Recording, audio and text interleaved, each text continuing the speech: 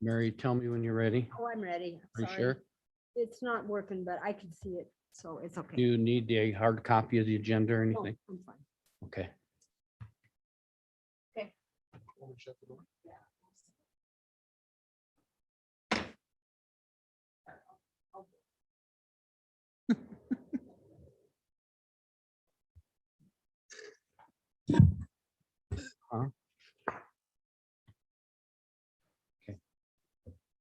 We'll get started here.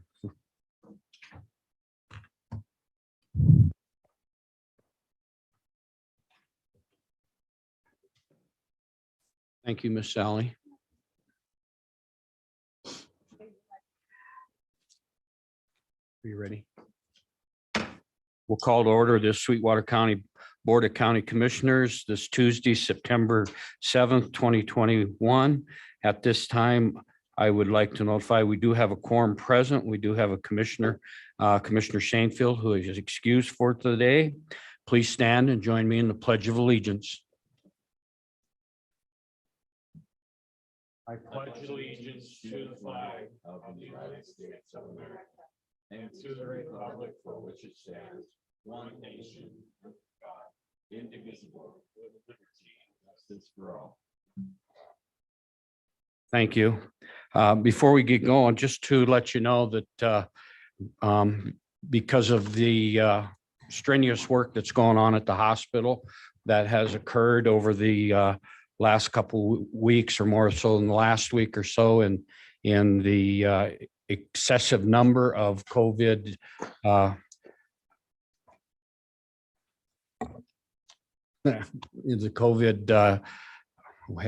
Cases at the cases. hospital. Thank you. It slipped my You're mind. welcome. Thank you, Commissioner. Number of COVID cases that have extended the hospital to the point where elective surgeries aren't taking place and that type of thing. I have decided I would wear a T-shirt in support of the hospital and their efforts and all the employees that are working hard and putting in long hours, as well as the executive staff that are trying very hard to accommodate as the COVID cases expand and stretch the help at the hospital. So I have chosen today to wear a T-shirt in support of Sweetwater County Memorial Hospital and let them know that we're here to support them and in their endeavors as they move forward, and wish them all the luck and safety that is necessary. With that, first order of business is approval of the agenda. I would request, commissioners, that we amend the agenda to add down under other to rescind fire restrictions, and then also to add real estate under executive sessions. So With moved. that- Go ahead. So moved. Okay, we have a motion by Commissioner Smith to approve the agenda with those two amendments. Is there a second? Second. Second by Commissioner Lloyd. Any further discussion? All those in favor signify by saying aye. Aye. Opposed, same sign. Motion carries. Next up is the approval of the minutes from August 17th, 2021, regular meeting. Commissioners, what's your pleasure? Mr. Chairman, I would make a motion to approve. We have a motion by Commissioner Toman to approve the minutes from August 17th. Is there a second? Second. Second by Commissioner Smith. Any further discussion? All those in favor signify by saying aye. Aye. Opposed, same sign. Motion carries. Next up is the August 25th, 2021 intergovernmental joint leadership meeting minutes. Commissioners, what's your pleasure? Mr. Chairman, I move that we approve the joint leadership meeting minutes as presented. We have a motion by Commissioner Smith to approve the August 25th, 21 intergovernmental joint leadership meeting minutes. Is there a second? Second. Second by Commissioner Lloyd. Any further discussion? All those in favor signify by saying aye. Aye. Opposed, same sign. Motion carries. Next up is the acceptance of the bills. Commissioners, your pleasure. Mr. Chairman, I move that we approve the vouchers and warrants, the bonds, the abates and rebates. We have a motion by Commissioner Smith to accept the bills, which is approval of the ELs, approval of the bonds, approval of the abates and rebates. Is there a second? Mr. Commissioner, I would second. Got a second by Commissioner Toman. Any further discussion? All those in favor signify by saying aye. Opposed, same sign. Motion carries. Next up on our agenda is county resident concerns. At this time, I will open the floor for county residents' concerns. If there's anybody in the chamber, please come forward to the podium, state your name and who you're with, and we'll be glad to listen. We'll also wait and see if we get any emails. Nothing yet.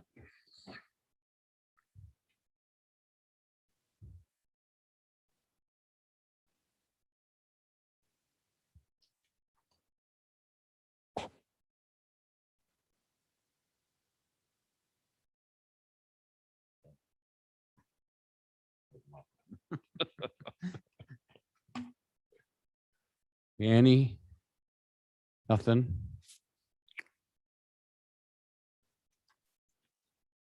County resident concerns, floor is open.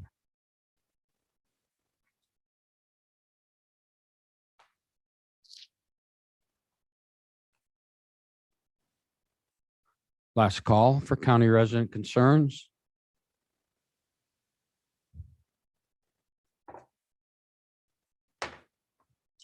Floor is closed. With that, we'll move on to our action items. The first one up is approval of human services contracts for the fiscal year 2022. And with us to present that is our county clerk, Miss Cindy Lane. Miss Lane, good morning. Good morning, Chairman, Commissioners. I have before you the authorization for human service contracts.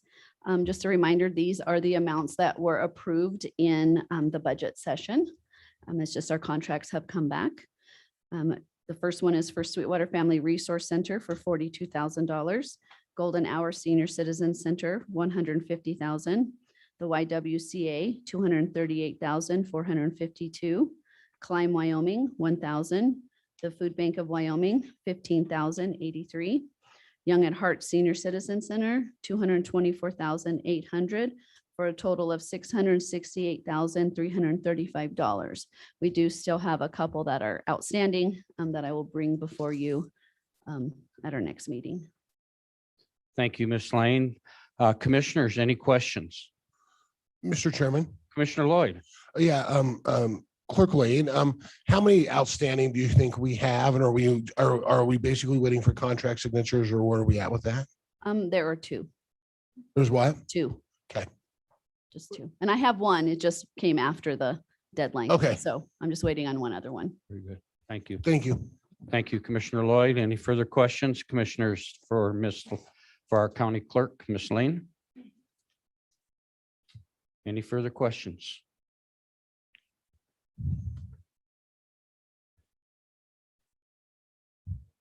Okay, with that, no further questions. Commissioners, I would entertain a motion to approve the human services contracts as listed for a total of $668,335.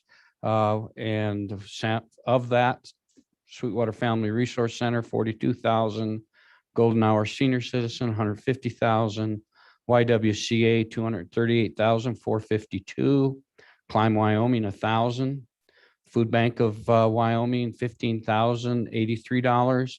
And the Young at Heart Senior Citizens, $224,800, again totaling $668,335. And then also to authorize the chairman to sign individual contracts. So moved. Got a motion by Commissioner Smith to move that entire motion. Is there a second? Second. Second by Commissioner Lloyd. Any further discussion? You said it so well. No need to. What more could I say, Doc? You did good. You did good. I'm proud of both of you. Any further discussion? No further discussion. All those in favor signify by saying aye. Aye. Aye. Opposed, same sign. Motion carries. Thank you, Miss Lane. Thank you. Okay, let me get back to our up next again is the discussion to postpone the November 2nd, 2021 Board of County Commissioners meeting due to the special election, and to talk with us about that is, again, our clerk, Miss Lane. Again, floor is yours. Good morning again, Chairman, Morning. Commissioners.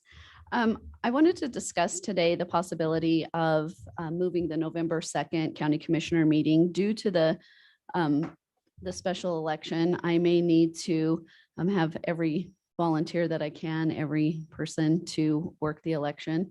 It just makes it easier if I'm not trying to run the Zoom and everything on this meeting and take care of that at the same time as running an election. So today, that doesn't need to be a decision. I just need some direction on if that would be a possibility. And if so, what date, like the next day, Wednesday, the 3rd, then I could come back with a resolution if that is something that you would possibly consider. Thank you, Ms. Lane. Questions, commissioners? Mr. Chairman, Commissioner Lloyd? Clerk Lane, do you know what the history of that is on election days? Because I'm sure they've fallen on commission days before in the past. So do you know what if we ever done that traditionally, or would this be a first? No, I believe it's been done Okay. in the past. Okay. A lot of the counties do that on a regular basis. We just, my last one being the first one, I didn't know how it would go. And as I don't have like a deputy to take over different things, Okay. it's just me trying to do both major tasks. So I am asking for that to happen. It would give us time to advertise and let everybody know what's going on. Also, a follow-up question is, I know from our last discussion, you were really struggling in finding election judges. And so you'd kind of mentioned as you were speaking that you may need volunteers. So I guess where are we at with election judges for the special election? And are we going to have to look at using county employees as volunteers? Because I know some of the cities said they would be willing to help out too, but where are we at in that concept?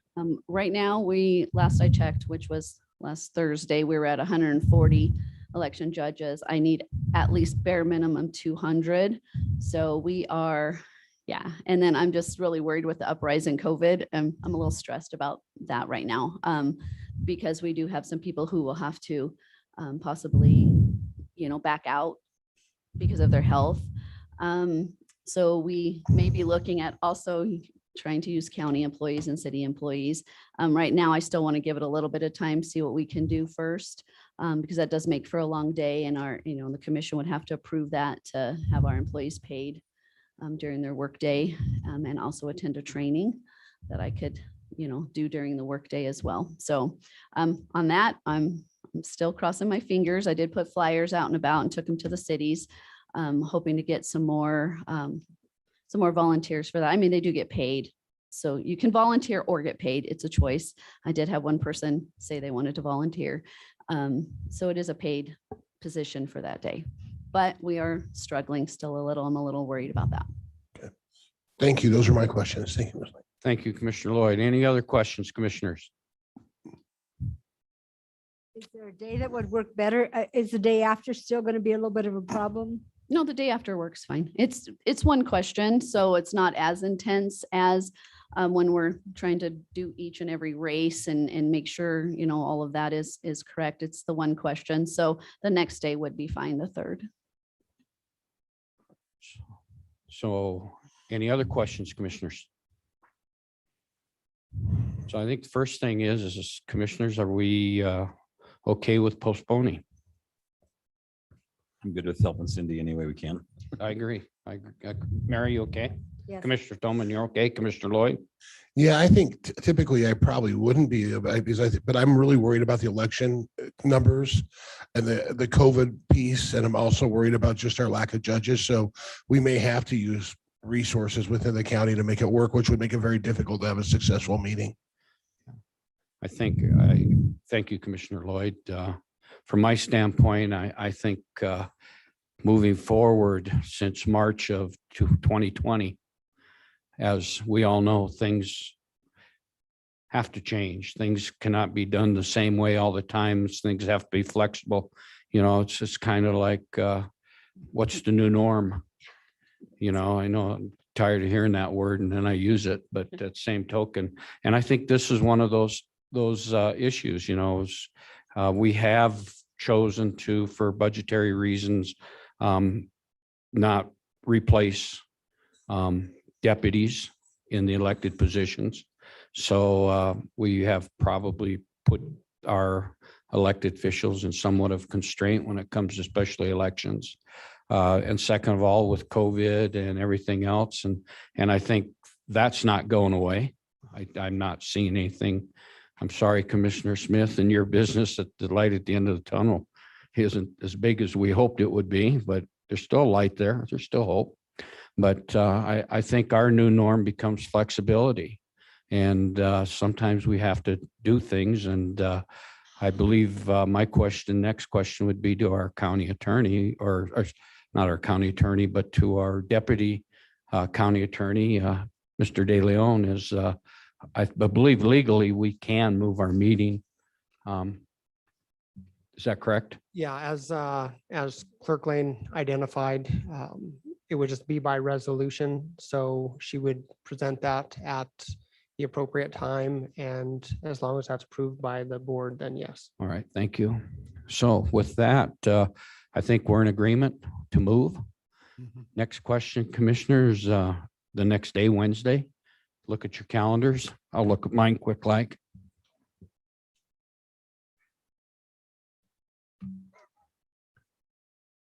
We're talking November, right? November 3rd. I was going to suggest November 25th, but that's just teasing. We'll have a potluck. What did you say? 25th. Is that Thanksgiving? Thanksgiving. Yeah. Yeah. You, It'd be a good potluck. you funny man. All right, the 3rd looks good. How about you? Everybody, the 3rd?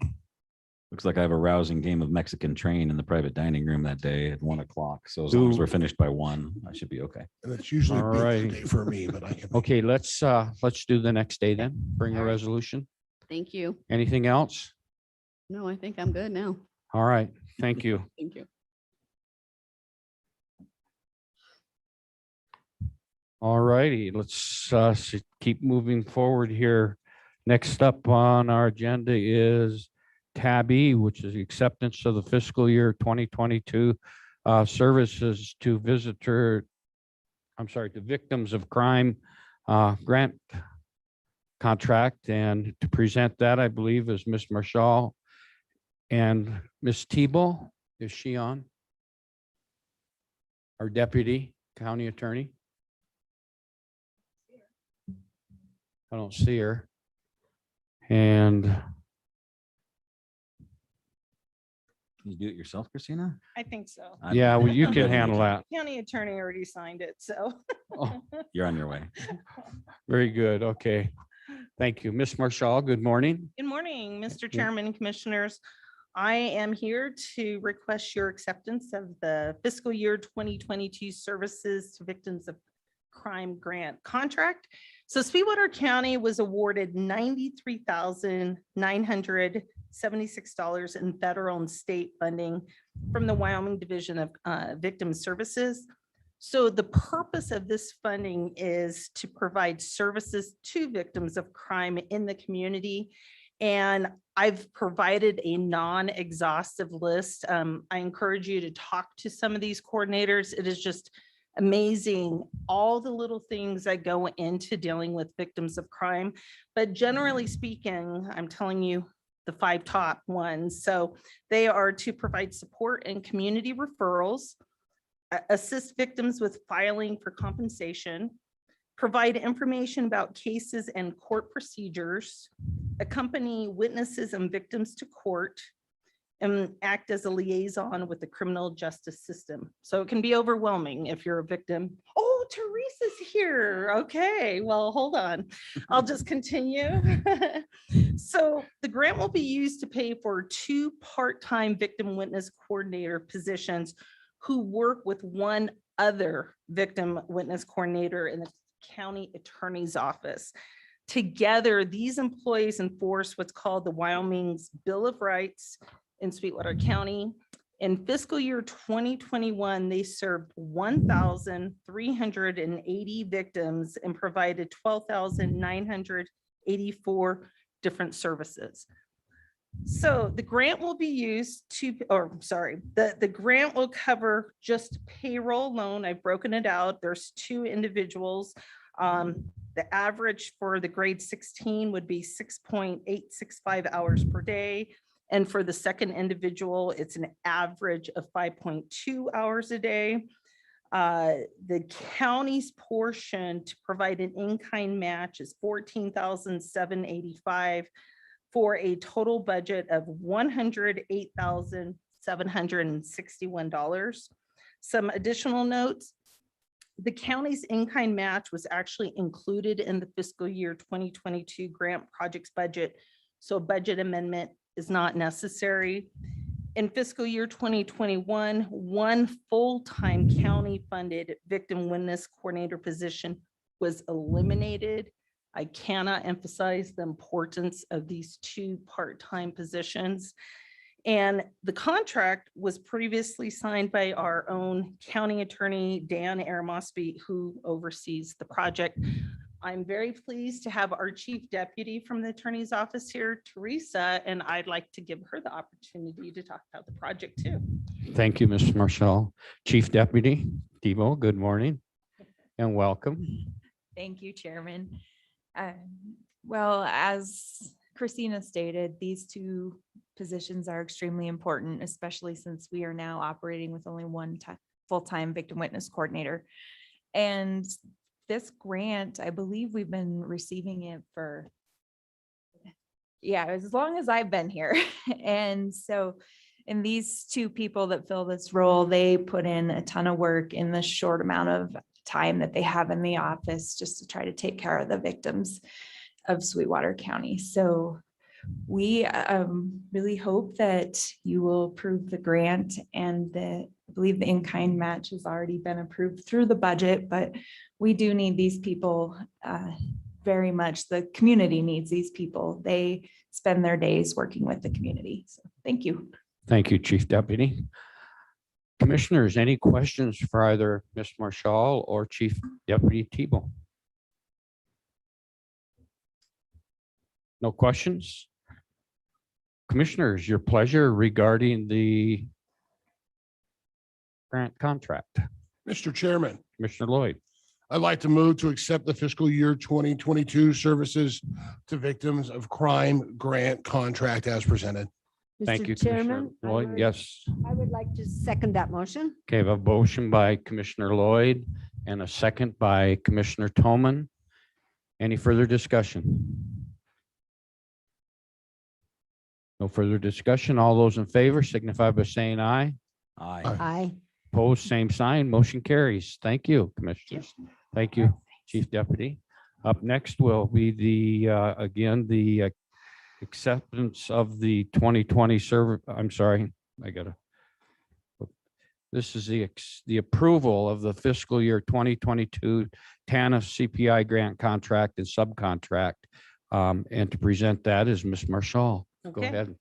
Mr. Chairman, thank you for that clarification. The acceptance was to put it on public record. It was previously signed. This one has not been signed, so it's approval of. So Sweetwater County was awarded a TANF CPI grant for $94,500 from the Wyoming Department of Family Services. There is no required cash match, and it must be expended by September 30th, 2022. So we've discussed TANF funding in the past, but just to remind you, these projects are designed to help needy families and their children. Projects must address at least one of the following purposes. So first, provide assistance so that children can be cared in their own homes. Second, reduce the dependency of needy parents by promoting job preparation, work, and marriage. Third, prevent and reduce the incidence of out of wedlock pregnancies. And fourth, encourage the formation and maintenance of 2-parent families. So this grant will be passed through to 2 subcontractors to carry out these goals. Just a reminder, this money is not from the county general fund. It's federal money being passed through the county. So the 2 entities would be Climb Wyoming. They're proposing to train and place single mothers and careers that successfully support their families and move them towards self-sufficiency. They also provide ongoing case management. With this award of $90,500, they are proposing to work with 130 recruitees, as well as 30 mothers with children that enter the program. And then second, $4,000 would go to Greater Wyoming Big Brothers Big Sisters. They provide mentoring and case management to youth and quarterly family engagement activities to at-risk families, COVID permitting. They estimate serving 4 youth with this money. Some final notes. Services provided under this grant award are limited to Wyoming residents, U.S. citizens, or legal permanent residents, households with at least 1 dependent child, and those who meet the federal poverty guidelines at 185%. So with that, I am happy to answer any questions. Thank you, Ms. Marshall. Commissioners, any questions for Ms. Marshall? If not, commissioners, what's your pleasure regarding the grant and authorizing the chairman to sign? Mr. Chairman. Commissioner Lloyd, Yeah, I just moved to approve and authorize the chairman to sign the federal fiscal year 2022 TANF CPI grant contracts and subcontracts for Klein, Wyoming and Greater Wyoming Big Brothers Big Sisters. okay, we have a motion to approve and authorize chairman to sign. Is that correct? And is there a second?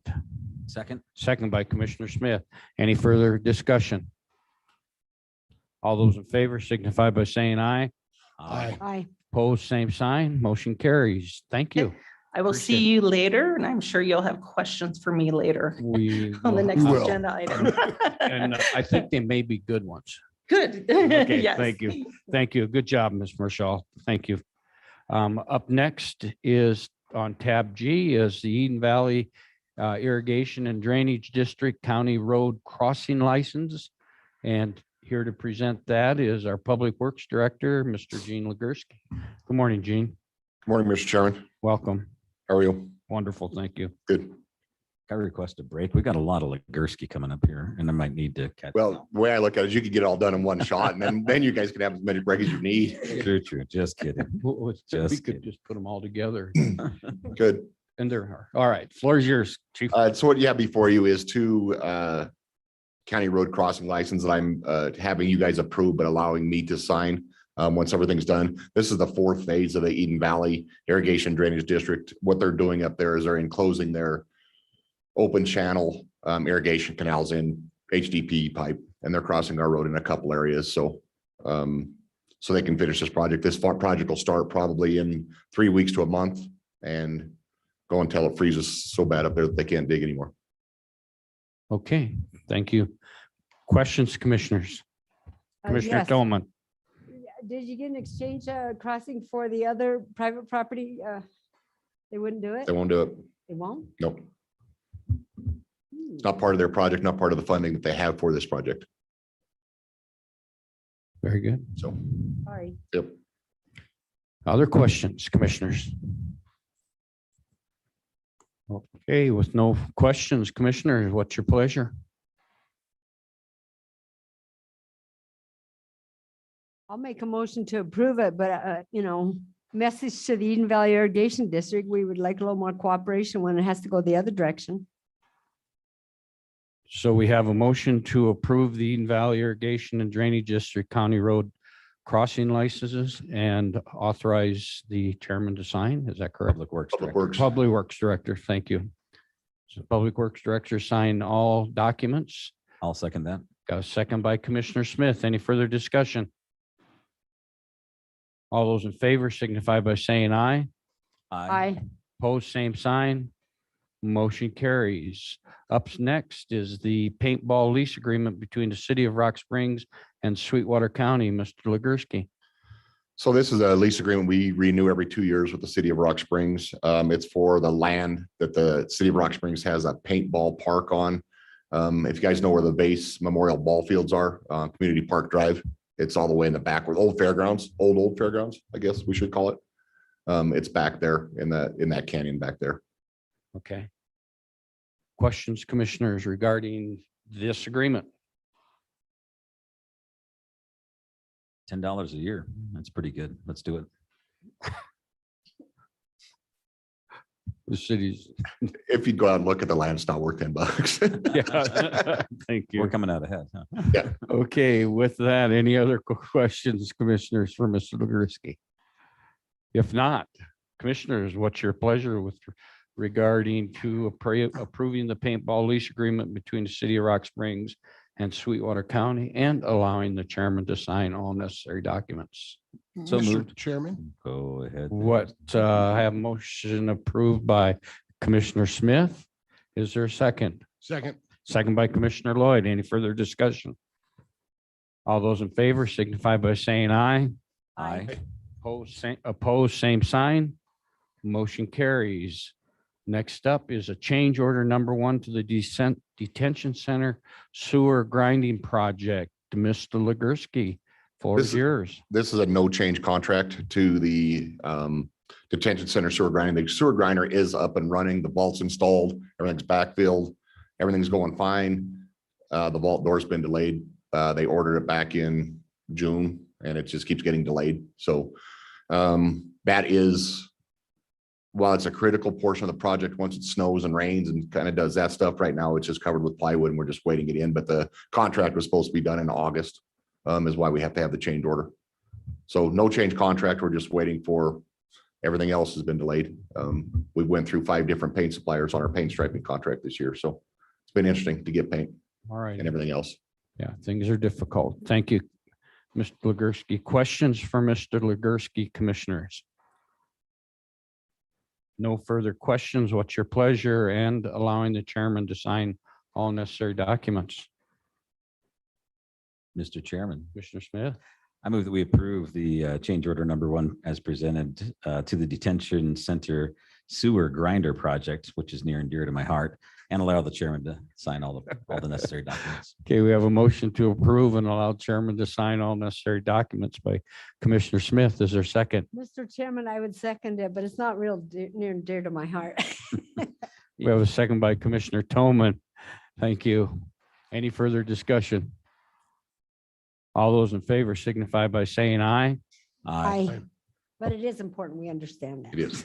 I can send you the pictures that made it so near and dear to Thanks for the Hey, report. Commissioner Smith. Point of order. Smell Point of of order, please. Point of order, please. We have all to have right. some humor. Point, I know it, and it's fine, but we got to get through the motion first. Thank you. And we have a motion. Yeah, we have commissioners. I believe where we're at is all we're in favor. The next thing is Any opposed? anybody opposed? Same sign. Thank you. Motion carries. Now, we Thank can you. do it. Now you can have the floor. If you send pictures, send smell-o-vision. Okay, I can do that. Thank you. Up next will be tab J as a request to reclassify a custodial position, and we're scheduled for that at 9:25. And Mr. McLean is supposed to be here. How about, you want to take a break? You okay with that? Commissioners? I'll do whatever you guys tell me to. All right, let's put the water fountains in and air conditioning in this room and don't ask for a. No money. Okay. Okay, with that, let's take a break and be back here at 9:20 for the next item.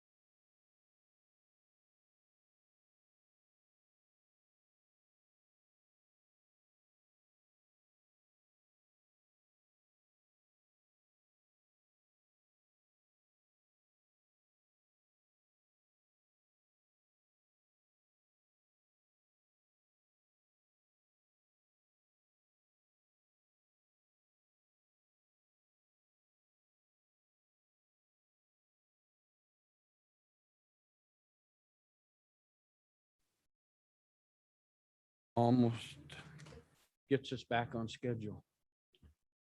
Okay, we'll call this meeting back to order for today and continuing with our agenda items. Tab J, which is a request to reclassify a custodial position, and with us for that item is Mr. Legursky, our Public Works Director, and Mr. McLean, our HR Director. Good morning, Gary. Morning, Okay, the floor is yours. Mr. Chairman, County Commissioners. We've had a couple vacancies in the custodial division. And we'd like to fill one of those vacancies. And to one of the vacancies that was created was the supervisor in the Justice Center, the lead worker that was there. And we would like to, as we recruit from this, see if there's anyone available that could fill that role for us. So again, we have two positions that are vacant. One, which we discussed previously, took a job at Jenner. And that's the lead worker position. Then a custodial position that completed her accounting degree and is going to Denver to work in the accounting area. But we'd like to leave this open to be able to fill a lead worker position if we don't have anybody and we can find a qualified candidate. If not, then we would just try to fill a custodial position in there and do other things. So what's in here is the custodial lead position, which is a grade 10, and the differences in health insurance costs. And again, we just want to try to keep the options open relative to potential candidates who may apply for the job. I will tell the board in the last 4 or 5 positions we filled, we've had tons of applications. So for example, for the juvenile probation position, we had 62 or so applications. Those positions have been filled. So we'd expect to have a fair amount of interest here also. And so we just thought it was better to keep the options open if we can find somebody that may be a good lead person here. Gina and I had talked kind of extensively about how maybe to get by without doing that. The problem is the times that they work in terms of meeting employee and determining suitability for employment. We're spread out too many places. And so the Justice Center has the majority of them on that side. And then of course we have a lead worker here. So I think it's important that we have some supervision, especially since the hours are 1 to 3 to 8. Yeah. So Very good. yeah, there's not a lot of supervision around if we don't have somebody on that crew. Thank you, Gary. Mr. Legursky, anything to add? Nothing. Commissioners, any questions for either Mr. McLean or Mr. Legursky? Just clarification. Commissioner So Tolman. you want to replace both of those positions or hold them open for replacement? No, not at this time. We have 2 vacancies. We'd like to right now fill the 1 vacancy with the lead worker position, possibly if we can get it. Thank you. And if not, to fill it with a regular custodial position. Very good. Thank you. Other questions? Commissioners, your pleasure. Mr. Chairman, Mr. Smith. I move that we approve the request to reclassify this position and authorize the filling of this position of lead custodian And authorize. and authorize the chairman to sign. Very good. Thank you.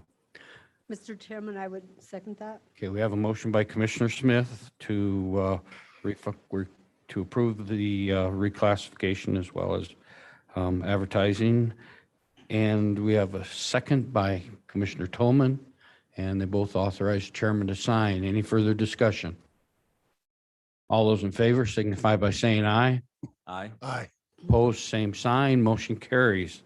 Next up, again, we have a request to replace snowplow for road and bridge based on insurance claim. And here to present that again is Mr. McLean, our HR director, as well as Mr. Legursky, our public works director. Mr. McLean, floor is yours.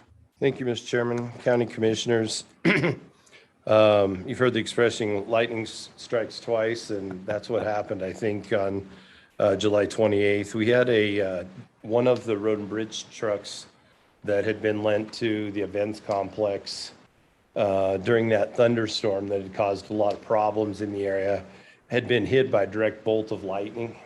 So the truck was transported to Floyd's Truck Repair. And in short, the electrical components of the truck have been damaged. There's several electric control modules or ECM in there. We don't know the damage to the wiring, but it's safe to say they were overloaded. The initial estimates were over 84,000. So we had filed a claim with Warm, our property insurance carrier, as you may or may not be aware, for vehicles that are 10 years and less. We have full replacement value as part of that plan. And so we're waiting on a finalized estimate for replacing that vehicle, and we'll submit that claim as soon as we get that to Warm, which should cover almost the full replacement cost. And we should have that in the next week or so. But the more imperative problem is that this truck that was damaged is a truck that's used. It's a multi-purpose truck. It can put a sander in the back. It functions as a snowplow in the winter. When it got hit, it had a water truck tank in the back. It's used to distribute water. So it's a multifunctional truck. These trucks plow in the winter, the school bus routes, the mine roads, the places where we have most of the population in the county. And as I'm sure you can appreciate, you can't do that with a motor grader. We can plow dirt roads with a motor grader, but we can't plow neighborhoods and paved roads with a motor grader. So it's in talking with Gene, he felt very strongly that we needed to try to see if there's a way, because the replacement vehicle, even though we'll probably get 100% replacement value, in talking with Floyd's Truck Repair, the very earliest they thought we might be able to get one was July, and perhaps as late as August or September. And they're not even giving us a firm date at that point. So after we met with Marty, the folks from Floyd's Truck Repair, Gene and I, and discussed some options, we came up with the idea of buying back one of the trade-in vehicles. So last year we had traded in 2 trucks for 2 new snowplows. They are still in Casper, but we should have them here within the next few weeks. They're having some accessories put on. When they do, we were going to trade those in. And so one of the thoughts were that we would buy that vehicle back for the year, for the winter, and trade it back in once the new vehicles came in. Obviously, there would be some cost to that. So the Floyd's Truck Repair would sell it back to us at $25,000. And then will give us a letter of intent to buy the vehicle back at fair market value in whenever the new truck comes in a year. With this solution is pretty appealing in that we've owned the truck. It's set up for our purposes already. In effect, the difference between what we pay, say $25,000 to buy it, and what we sell it for back to them, estimated to be $10,000 to $15,000, that $5,000 to $10,000 would be like renting or leasing the truck from that time. So it seems like a good solution in that the truck is already set up for snow plowing, sanding, and we've done all the maintenance on it. In talking with the maintenance supervisor at Road and Bridge, he gave us the model that he thought would be the best of those 2. And I think Gene's thinking on this was to use it in areas that were close to the shop where we weren't putting a lot of miles on it. since it is a higher mile vehicle, but that seems like the best option for us to maintain services during the winter. Obviously, if we don't have much snow, it's not a huge issue, but I think that as we know, every time you plan on that, that's not what happens. And again, the roads that we're talking about are the paved roads in the county that service the mines, the school bus routes, and the major population centers that are outside of the cities. And so with that, we're requesting to purchase the 2008 Sterling unit back from Floyd's and sell it back to them when the replacement truck comes in. And there's a couple options. Either way gets us to the same point.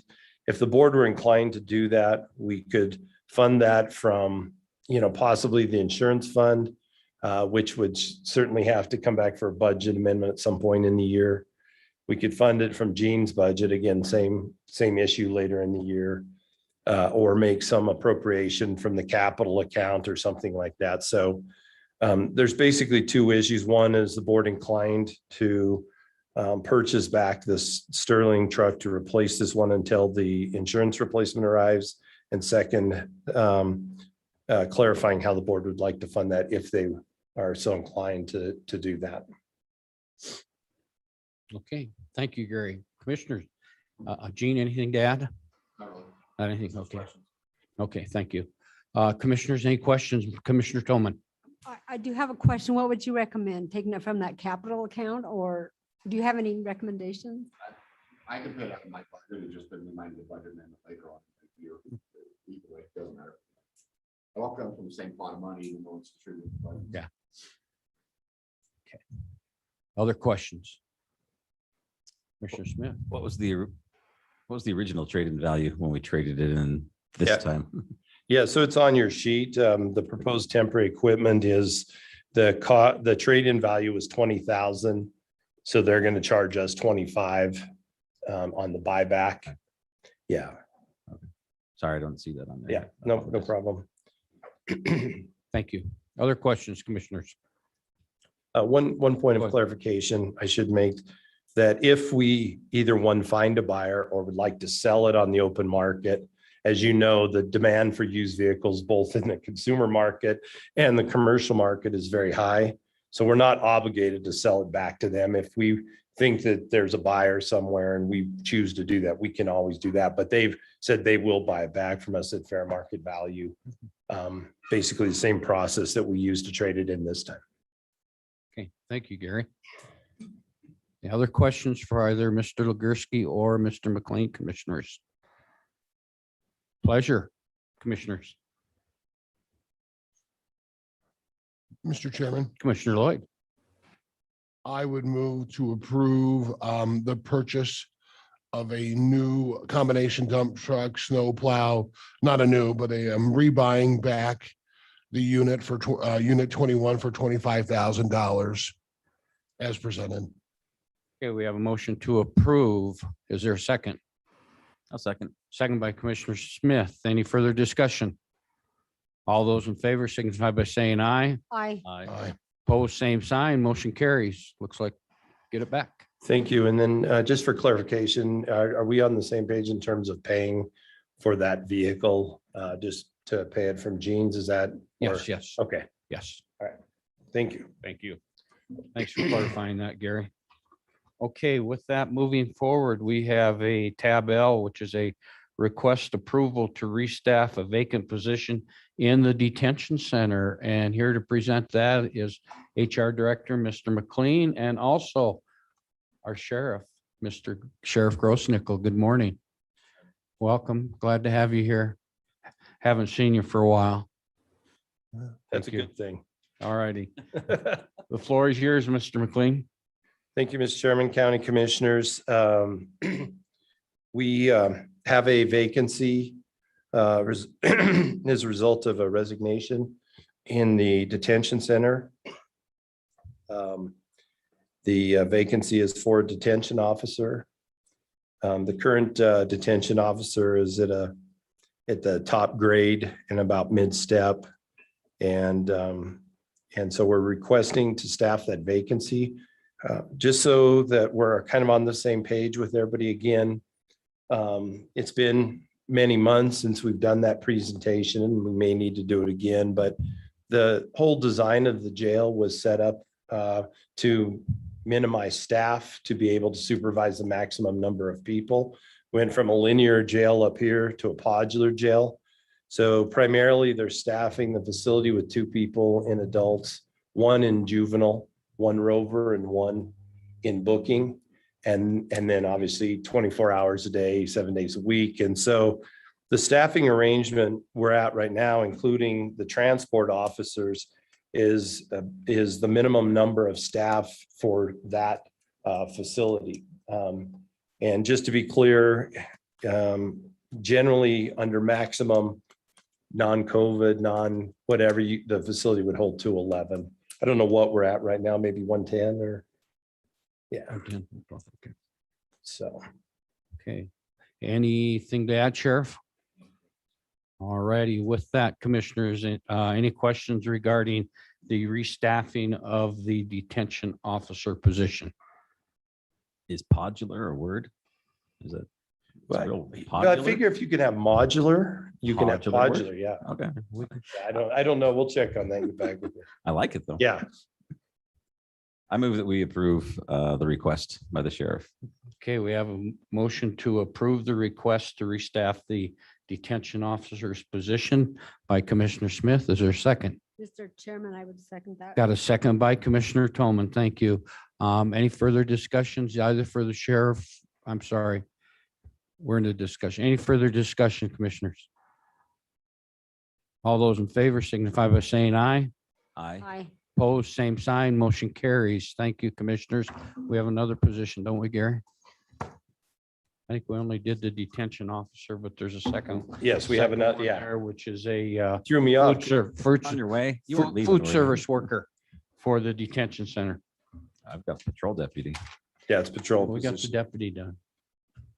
Well, we have a Oh, yeah. detention officer. The next one is a patrol Patrol deputy. position.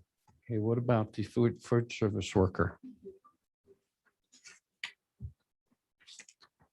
I got 2 in mind, Gary. My second one says Yeah. the patrol Well, deputy. there's a second one under your under. Well, yeah, I don't, I only have detention center. Okay. Yeah, Yeah, food service worker. I don't have the food service worker. I mean, it's not on the, yeah, I mean, we've got it's just not on the agenda. That's all I'm saying on the published agenda. yes. Okay. Nice. All right. So are we, We're fine.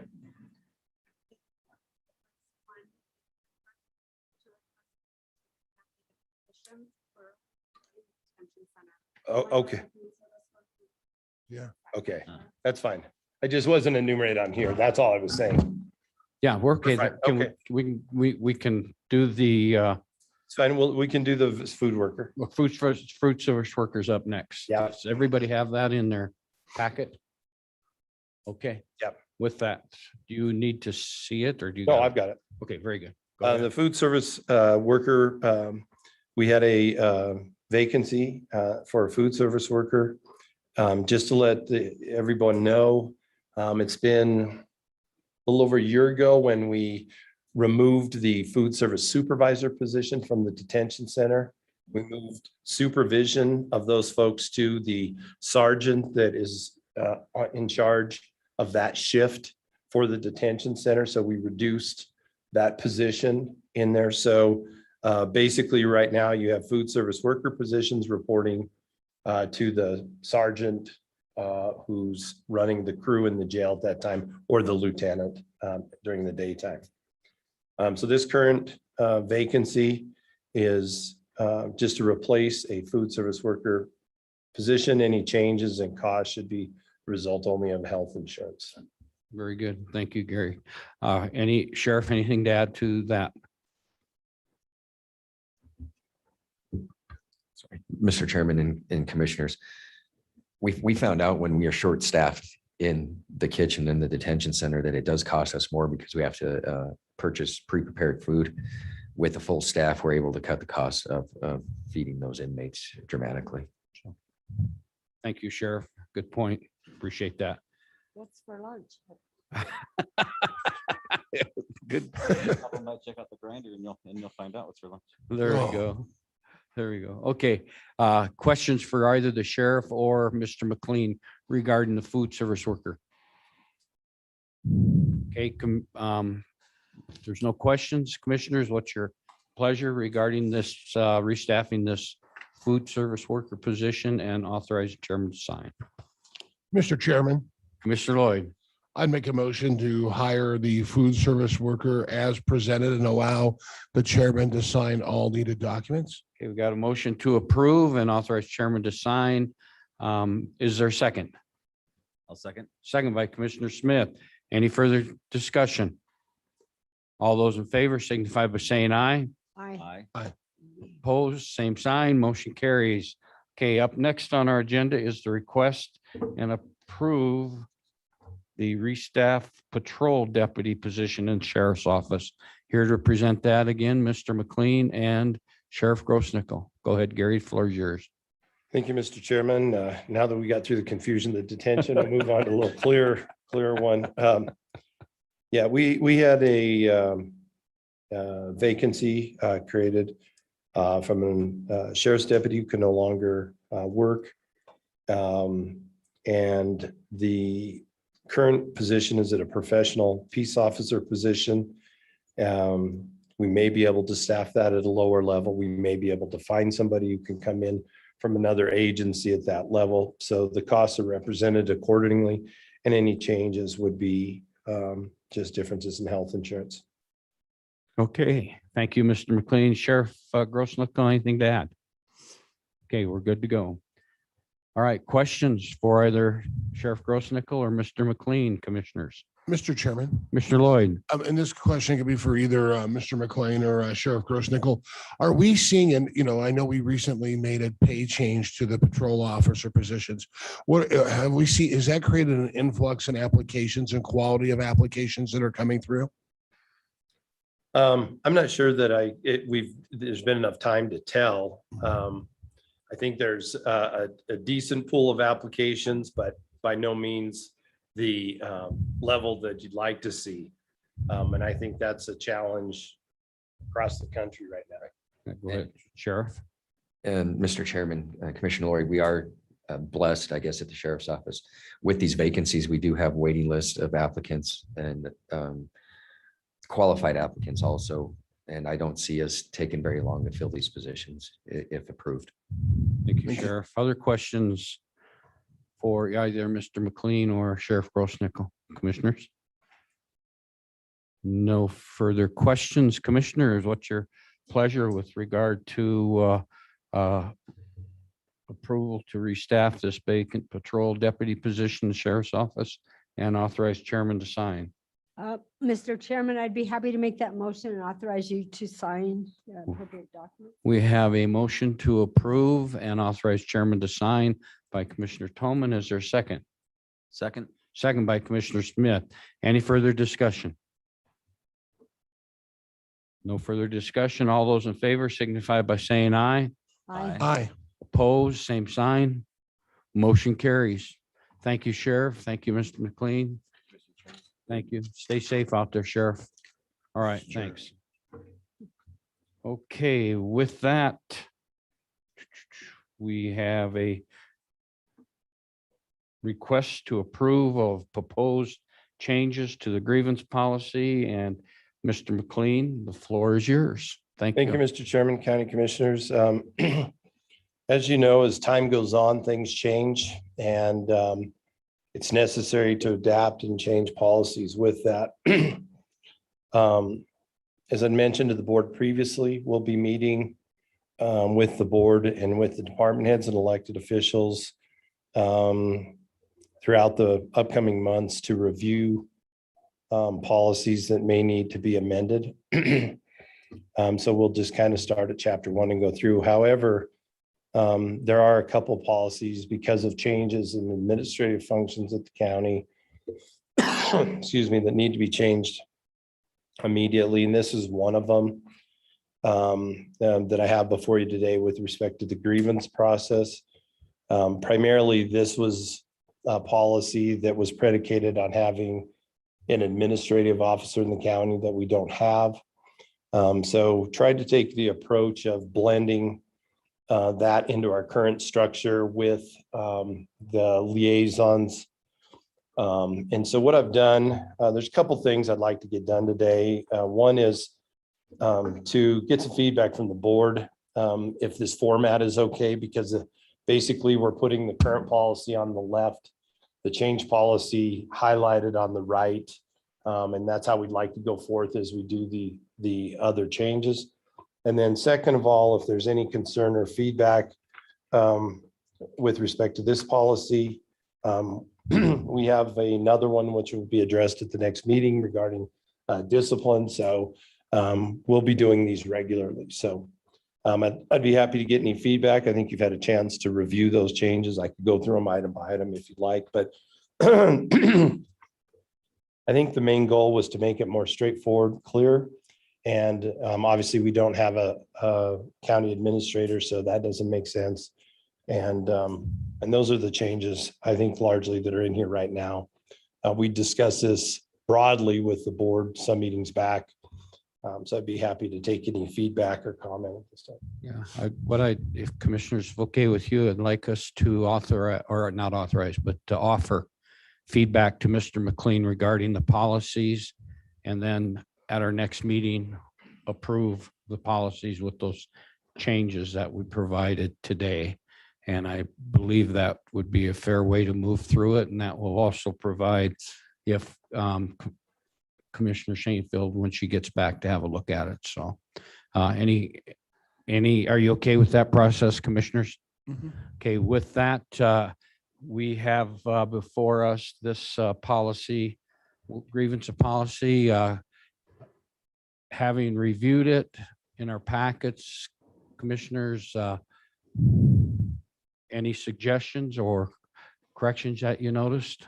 Mr. Chairman. Commissioner Lloyd. Yeah, I have a couple questions, clarifications and such. Mr. McLean, in section 1, it says, and it does allude to this a couple of times in the policy, it says, moreover, this policy has no application to any complaint, grievances arising from a matter that is exclusively within the authority of an elected official. So basically, that says that they have a standalone policy, that this policy isn't applicable. Am I correct? That's correct. So what would the employee do in that case? The employee would have to submit their complaint or grievance through any process that the elected official or department has. And so, as you know, the sheriff's office has their own policies. We just finished drafting the policies for the assessor's office.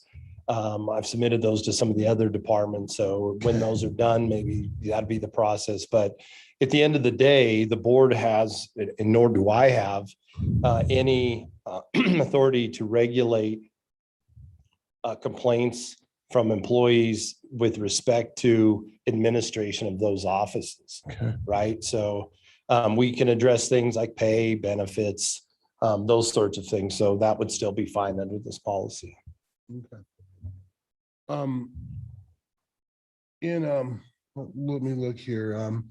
In section 3, under the informal part, informal grievance, let me pull it up just so I can reference it. It talks about informal grievances being done with the elected officials and the department heads.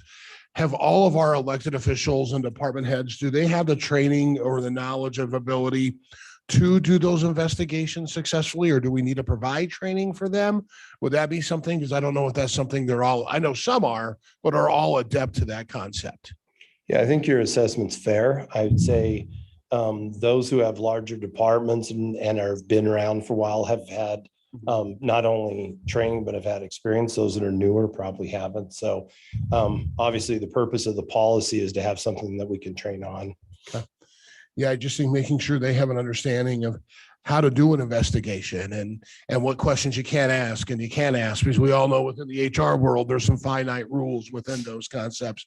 So I think we should be careful there. And with that, for the findings, I wonder if we should almost create a template for for those that are newer at this, to have a template of this is what the findings should look like.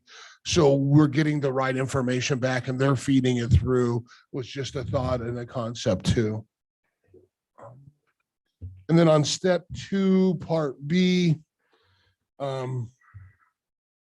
it does reference with assigned human resources liaison for the Board of County Commissioners who shall work with another HR representative the matter and communicate a proposal solution to the county's chief executive officer. So since we don't have a CEO, would we report that to the entire board? Would be that piece there, or would it?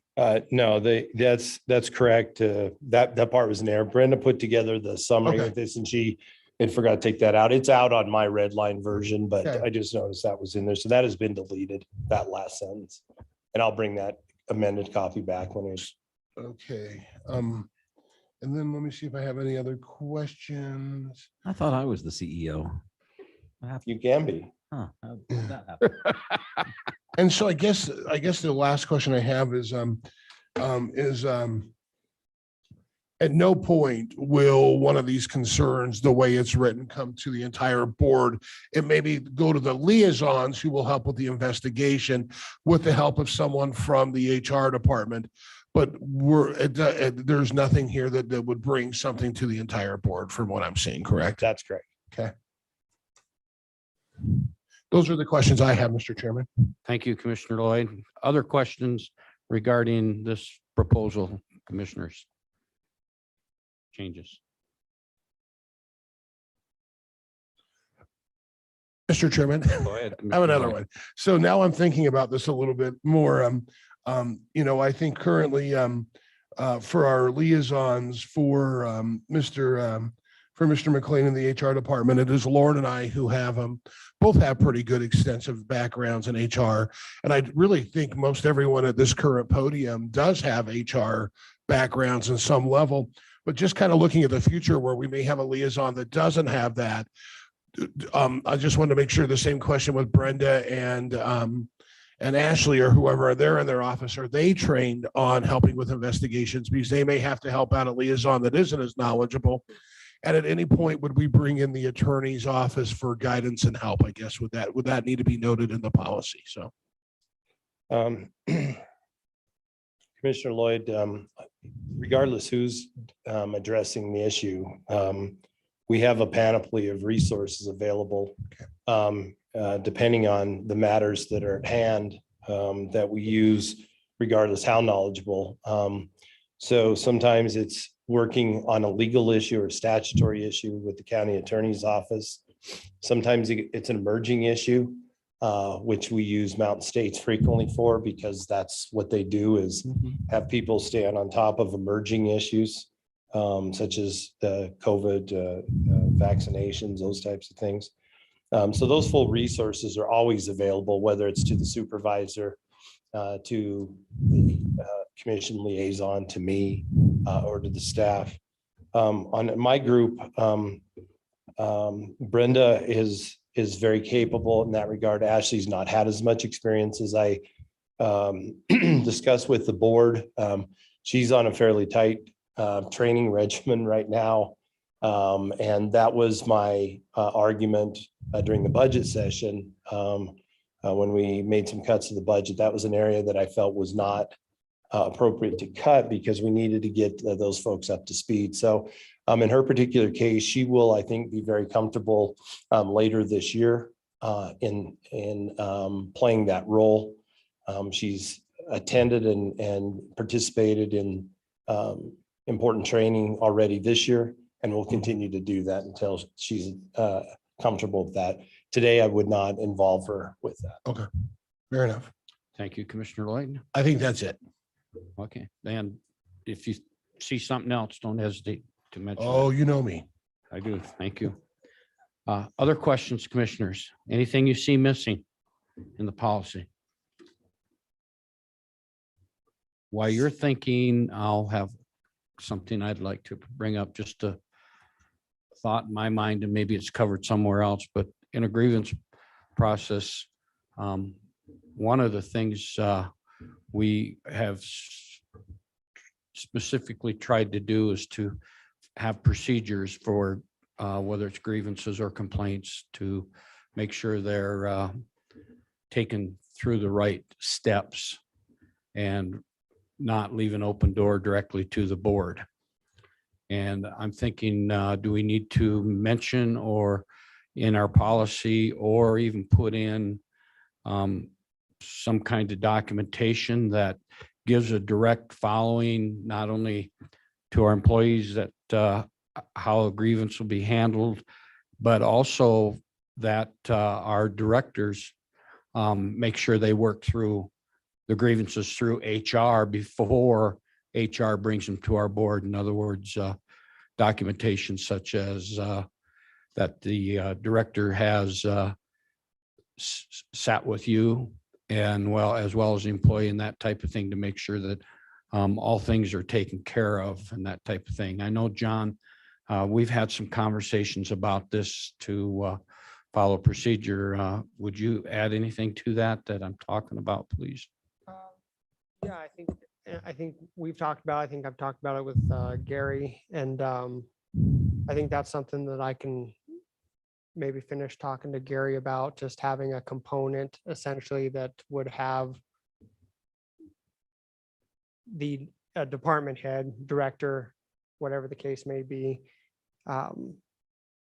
have anytime there is a complaint within their or within their department, essentially that they would provide a request of some sort to HR when that particular, just to have that documented and have that responsibility on the department head or director. So just so that there's not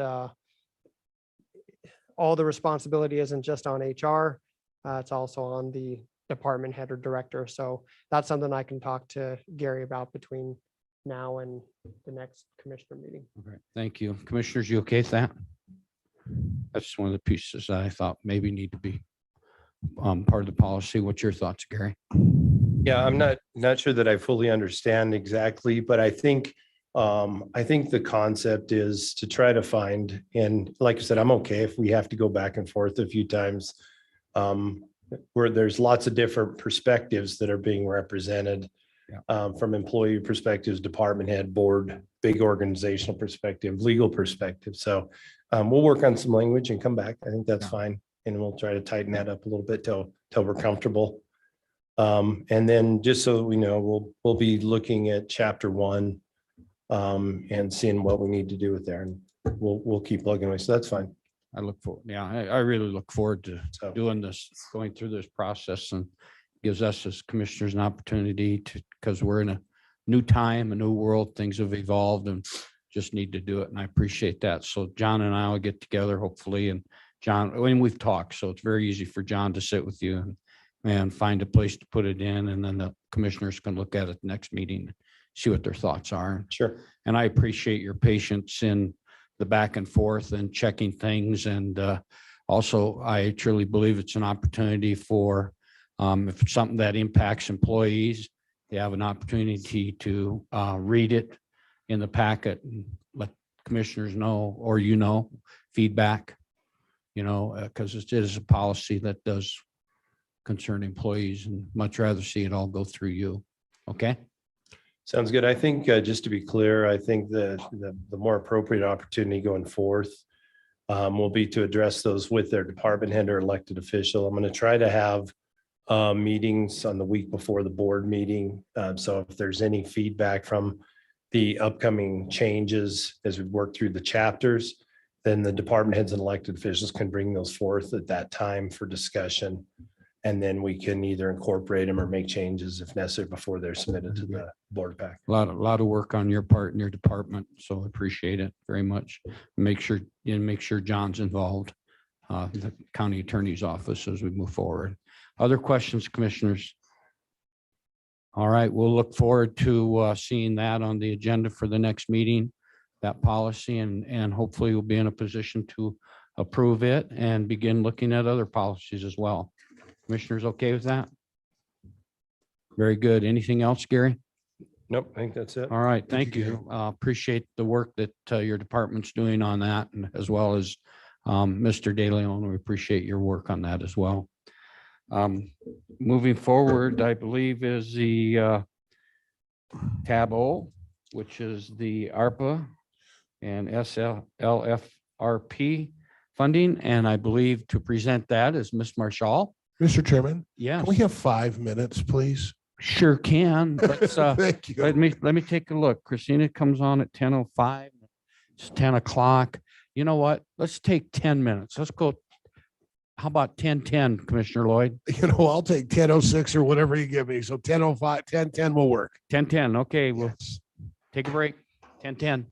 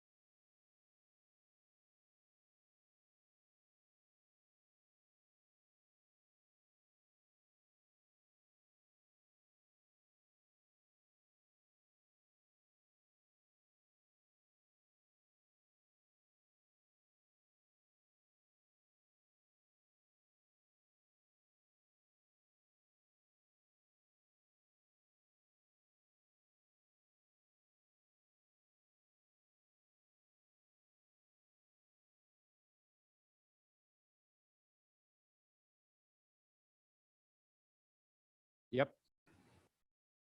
Okay, I'd like to call this meeting back to order, and we'll go back to our agenda and item O, which is a presentation on ARPA, which is American Rescue Plan Act. And here to do that, Miss Marshall. Good morning again. Good morning. Yep, it's still the morning. Usually by still this time morning. it's the afternoon. Amazing.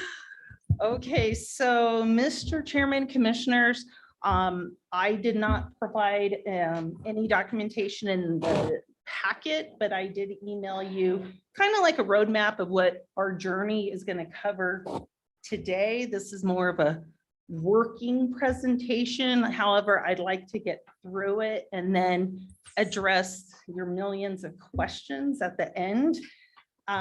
So as the chairman mentioned, we are discussing the American Rescue Plan Act, or any funding, it goes by acronym. So this is ARPA. And, you know, it's interesting when we talk about money or projects, we talk about peeling layers of an onion.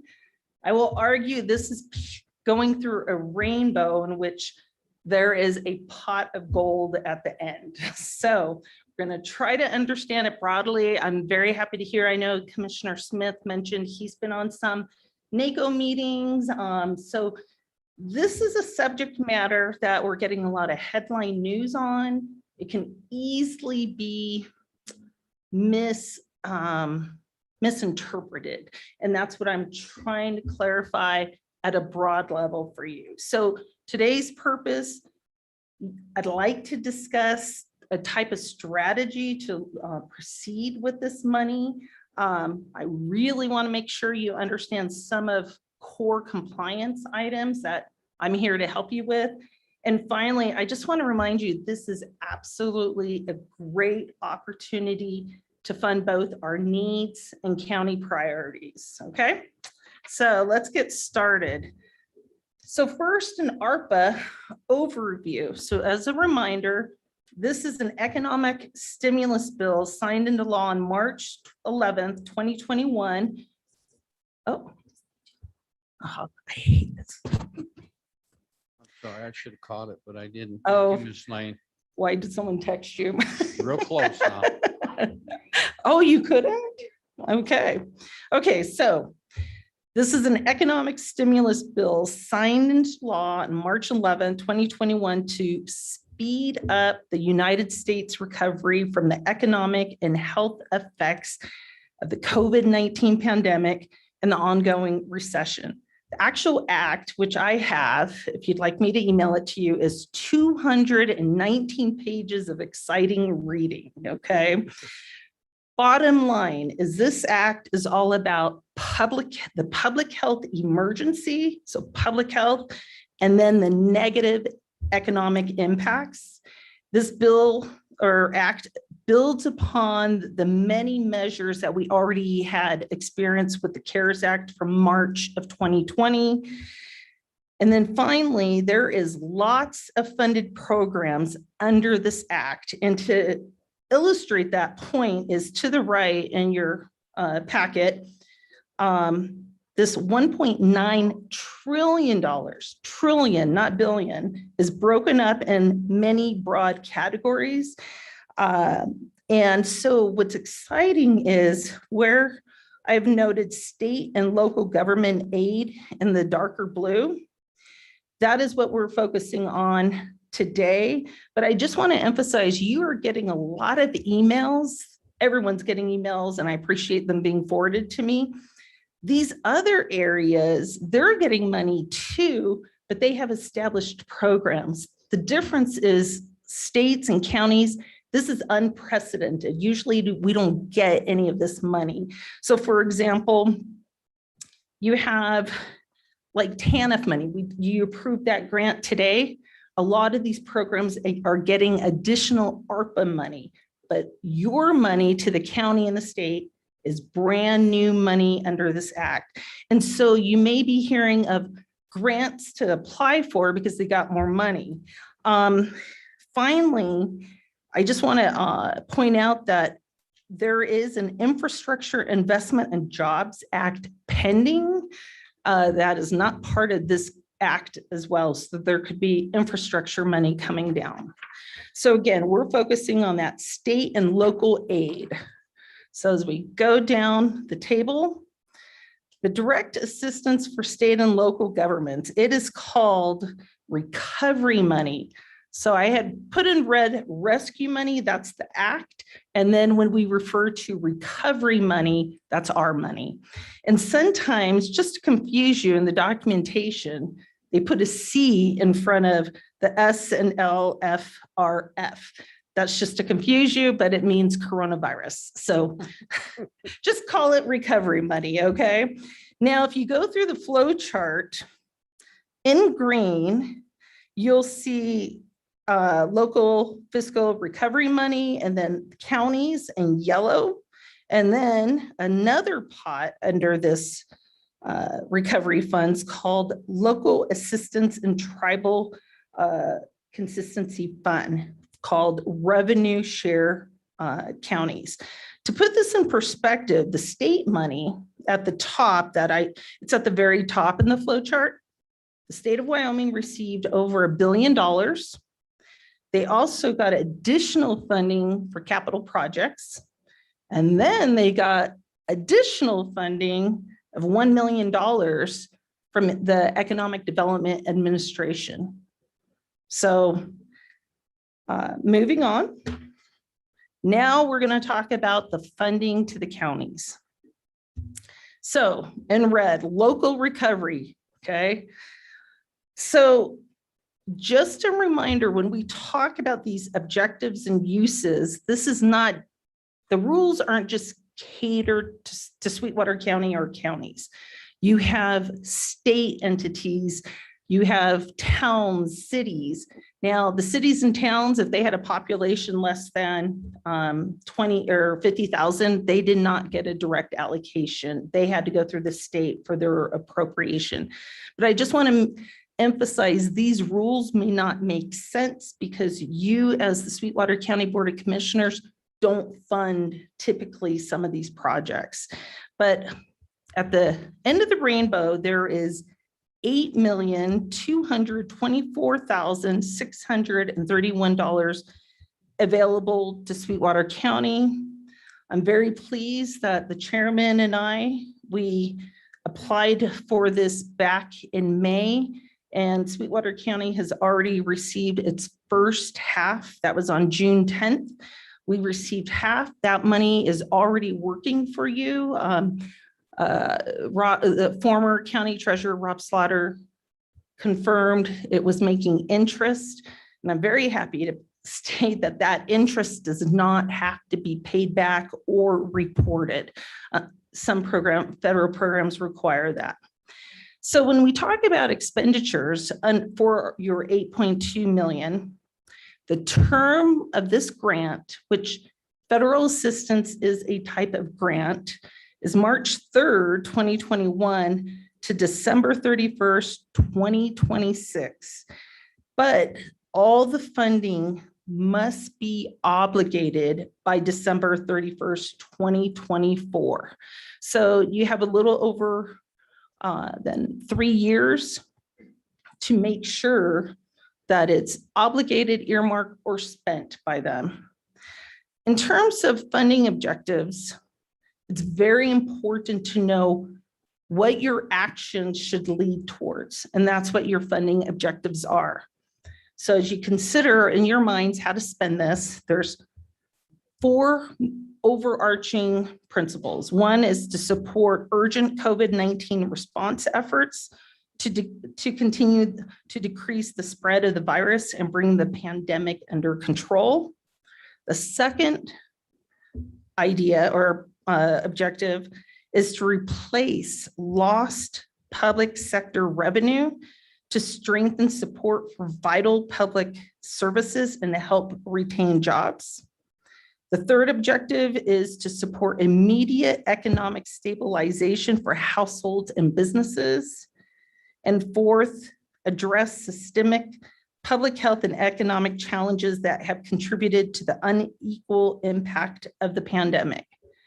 So again, every penny spent somehow should be linked to one of those funding objectives.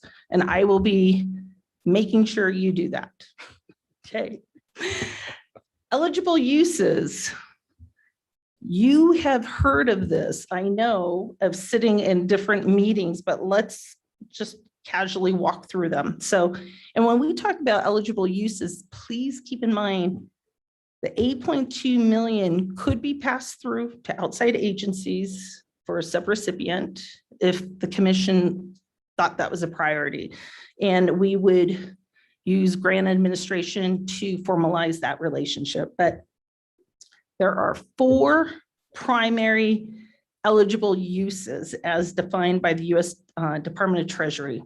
So first, you can use it to respond to that public health emergency or its negative economic impacts. So under that category, it has to be in response to the disease itself or the consequences of the economic disruption. So you have tourism, travel, hospitality, but anything directly related to the public health emergency. It could be the PPE, and et cetera.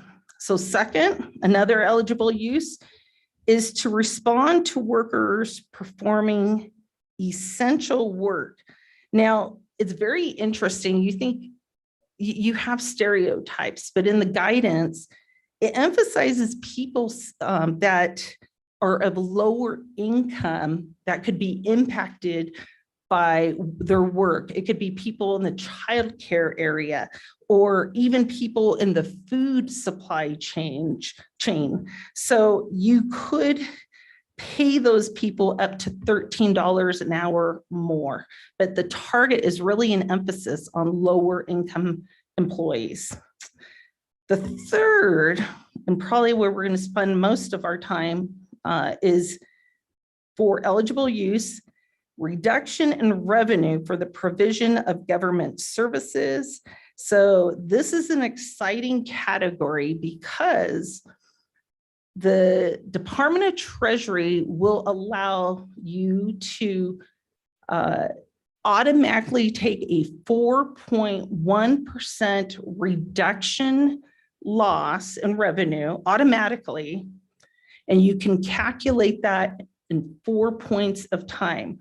Or you can go back and look at your actual loss and do more than the 4.1%. Now, this is very important because according to the Treasury, we do not have to prove a direct link to COVID. They actually did a national average. They made their calculations, and that's how they came up to 4.1%. So the commissioners have been working diligently on the budget because of revenue decreases. And even if that's related to the minerals industry or whatever, it is important to note that we do not have to link it to COVID itself, okay? So, and we'll be going back to that, but again, the revenue cannot be 4.1% and then put into a slush fund. I want to emphasize that once it's calculated, it has to be reported on specifically, and I'll explain why on my next pages. So the fourth final category is to make necessary investments in water, sewer, and broadband infrastructure. I know this has gotten a lot of people very excited, and I think this category is significantly misunderstood. So when we talk about water and sewer, this is not meant for future development in 10 years. It is, again, to respond to the pandemic and economic downturn. So for example, if you were already planning a project and it was halted because of COVID, that would be eligible. Or you could go back to this lost revenue part and use it for capital projects, but there doesn't have to be a COVID link after you've established the lost revenue. Now, to illustrate my point, The investments in water and sewer, I want to, I guess, confirm that you're looking at projects typically under the Environmental Protection Agency. I spoke directly to DEQ and actually their principal engineer. So they have an intended use plan. I'm not sure if you're aware of that. There's drinking water and sewer water, and they do public notices for entities to submit projects on the state's intended use plan.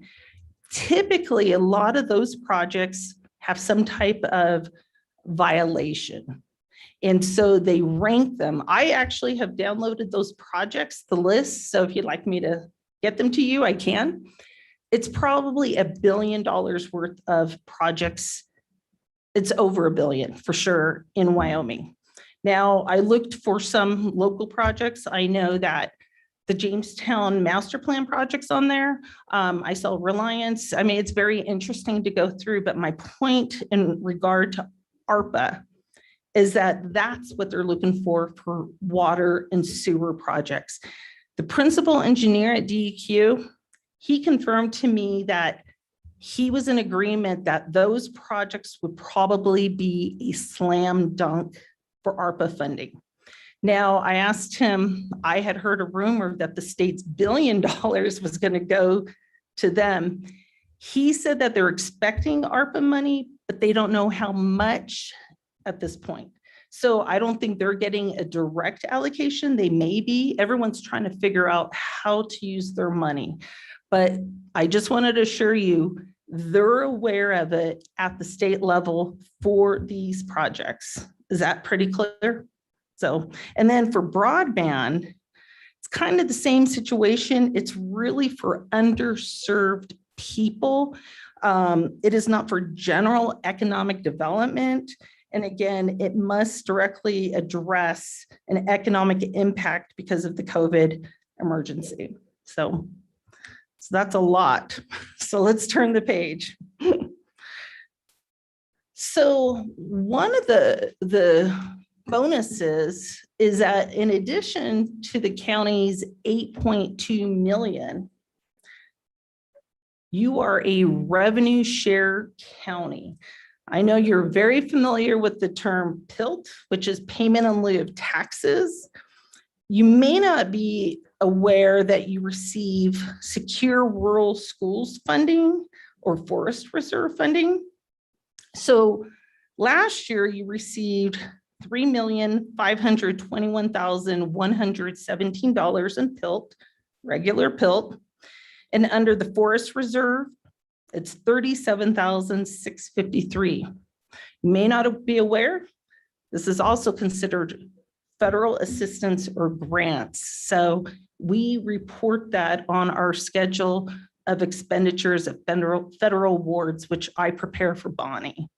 So these two pots are also under ARPA or also the recovery branch, but we don't know how much it's going to be yet. So your revenue share county, you're going to get something, we're not sure. Now for PILT, the act itself says it's going to be based on economic conditions for the past 20 years, including poverty rates, household income, unemployment rates, land values in our county. It's 20 years ending on September 30th, 2021. That's why we haven't received any payments or there's no guidance on that yet, okay? Now on the rural schools, that money also, it's unclear how it will be determined if they're going to use the same guidance as the regular payments. But this money could be used for any governmental purpose other than lobbying or funding your next election. Also, I want to point out it's subject to reports, compliance, and audits. As you may not be aware of, PILT We earmark it in the budget, even though you say, how much are we getting? It's actually in your budget message. It's earmarked for a number of county elected official departments, and I think one regular department. And then finally, we will be receiving that money in 2022 and 2023. So I have been in constant contact with Aaron Hurley, who's the Associate Legislative Director at NACO. And I'm very aware you got a really positive email not too long ago about some estimated dollars. First, it started with Senator Wyden of Oregon, who gave a floor speech back in January. And then you had another commissioner, Todd Devlin, update the info. At this point, it's unknown, okay? As of last week, Treasury had not provided any guidance. So fingers crossed, it equals that or surpasses it, okay? As soon as I have information, I will let you know, okay? So again, recovery money is the county's money as well as the revenue share. Okay, now kind of I was gonna call this the good, the bad, and the ugly, but I'm turning the page to talk about the reporting, compliance, and audits. So in the grants world, one of the first problems I encounter is people are anxious and excited and thinking about, we can spend this money on this, this, and this. I like to say, let's start at the end where we can prove compliance. Let's start with some ideas, look at the compliance, the audit requirements, and make sure it meets that purpose. So you may have noticed every time we have a grant contract, I'm emphasizing to you the purpose of that grant, how we're meeting it with the project. That is documented in our fantastic minutes done by Sally. So it is a critical point to begin our internal controls. This funding, even though it's being distributed like you can't believe, it's still subject to the same requirements. So it's unprecedented, so we cannot overdo it with documentation. The reporting has already started. Last month, I had to submit our first interim report to fund my retirement. Just joking. Just want to make sure you're awake. We're awake. So obviously the money has not been approved or earmarked. So we had zeros, and in the narrative, I said it's in progress being evaluated and assessed. But I would like to know that I will have to do project and expenditure reports every quarter through 2027. And then 5 years after that, Treasury can come back and ask us questions. So lots, long-term commitment with this money. Now, what's very interesting with this money is we don't apply or submit a great project idea, let's say a major capital project. It is self-determined locally for compliance. So we don't submit it saying we would like to do this. It is self-determined, which is a big deal. We have to use the Department of Treasury's guide. Well, they have what's called frequently asked questions.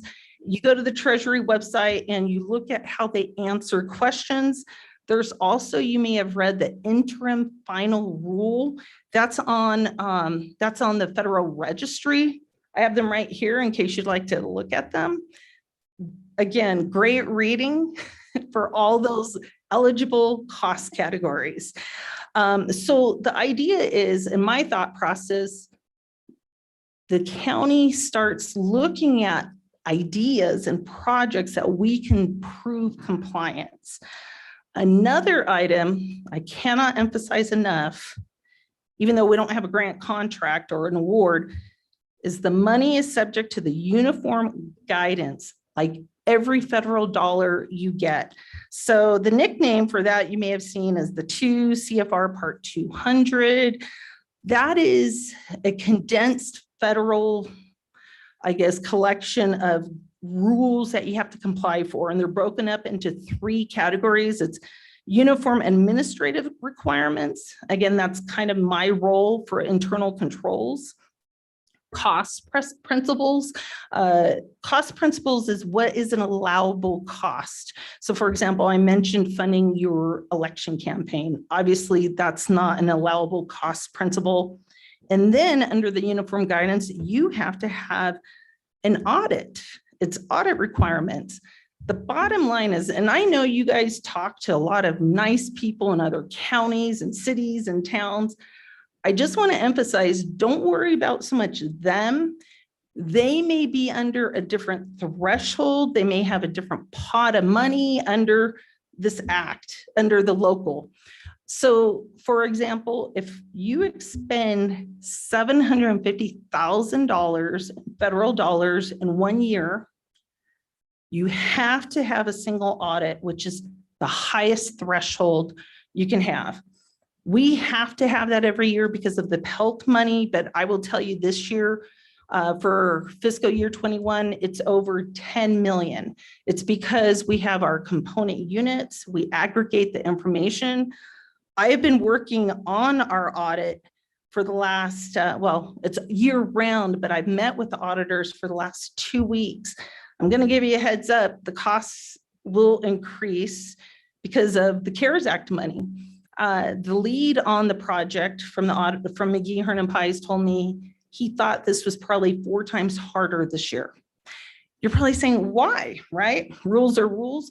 Well, the CARES Act money that we received and applied for and all that, it was unprecedented. So testing for compliance under the uniform guidance, it's brand new territory. They're disappointed because CARES Act is over after this year. So now they'll be focusing on the recovery money, and they're happy it will last for at least 5 years. So when you think compliance, you'd be surprised. They're looking at, again, costs, internal controls, all that money we passed through. What was the internal control? You agreed to the charitable relief money, for example. They had to, it was subject to compliance internal review before being paid out. So, and then the bottom line is, you know, if you forget all of this, just remember when we're proving expenses for compliance, it's simple in the grants world. Every expense should be necessary, allocable, meaning you could tie it to a specific expense, a receipt, and reasonable. You can't say my fancy mask cost $200, okay? That is the bottom line with grants. Necessary, how are you proving it's necessary to the purpose of the grant, allocable and reasonable? And as I mentioned, it's self-determined, and I will be using the available documentation from Treasury to prove that.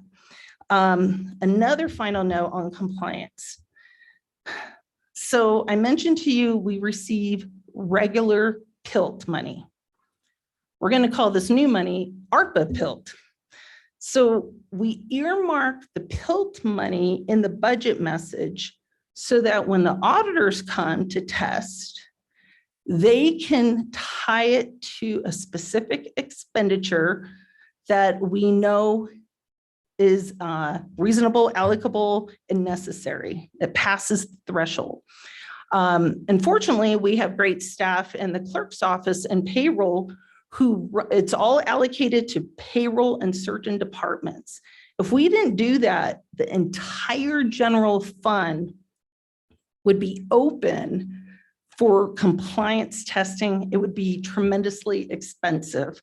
So the more you make it specific, the easier it is to prove compliance.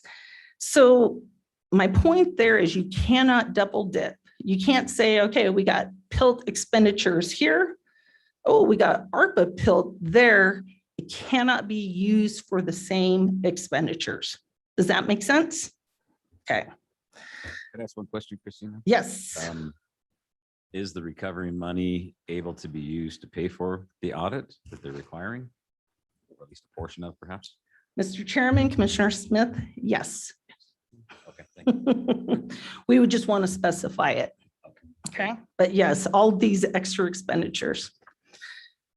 Okay, getting to the end of the rainbow as I look at the commissioner, the chairman.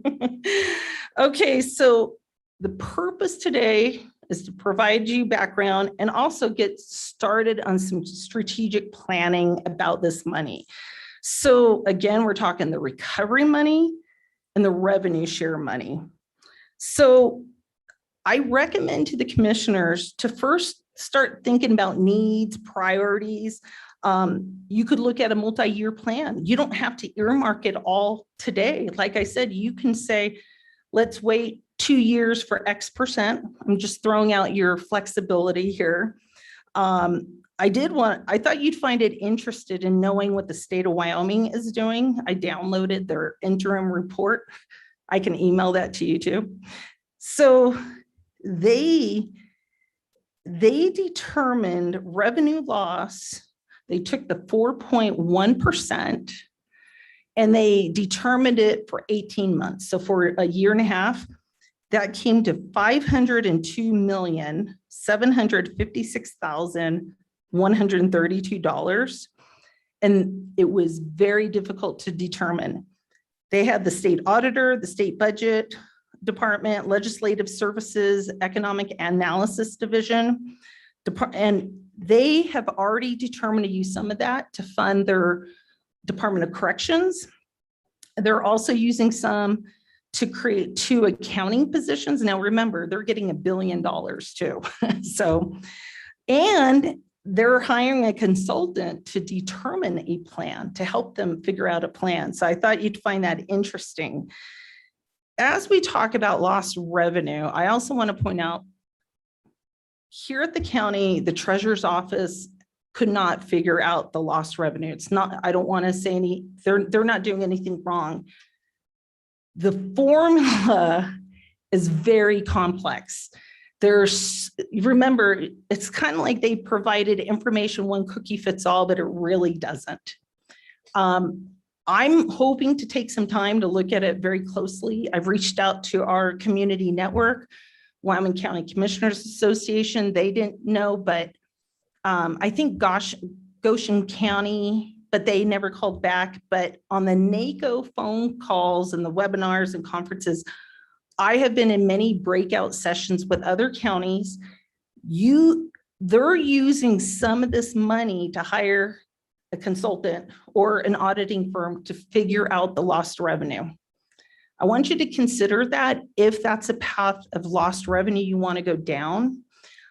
I don't think it would be that expensive. I bet you it's under $5,000. But the reason why it's so important is that will serve as the basis for compliance to recalculating it 4 years in a row. If we get that wrong, it could be bad. Like, I don't want to say we're going to pay back money, but you want to do it right. I'm not sure if we have the skill set in-house to do that. So I would like you to consider that.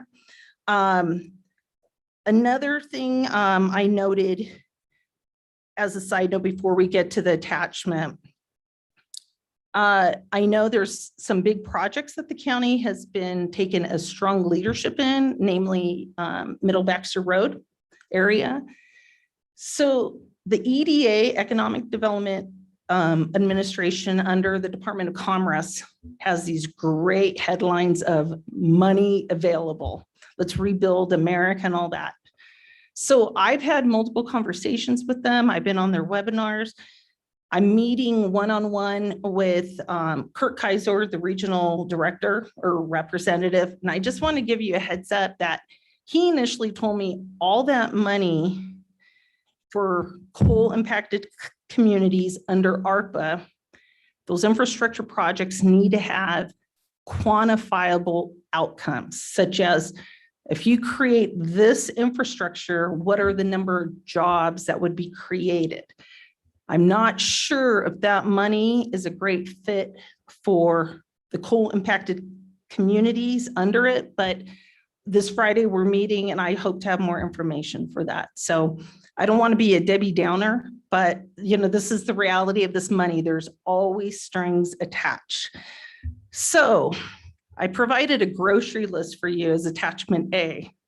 What I want to point out is these are the actual expenditure report categories that I will be reporting under. Plus, there's a whole bunch of other boxes for narratives.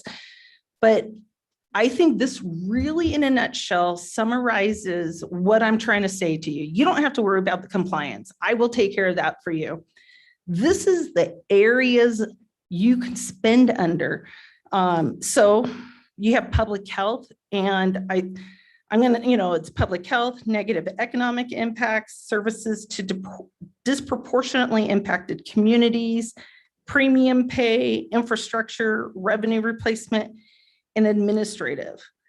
This is important because I think you're seeing originally what you thought was flexible funding, actually the most flexible is under revenue replacement for local governments.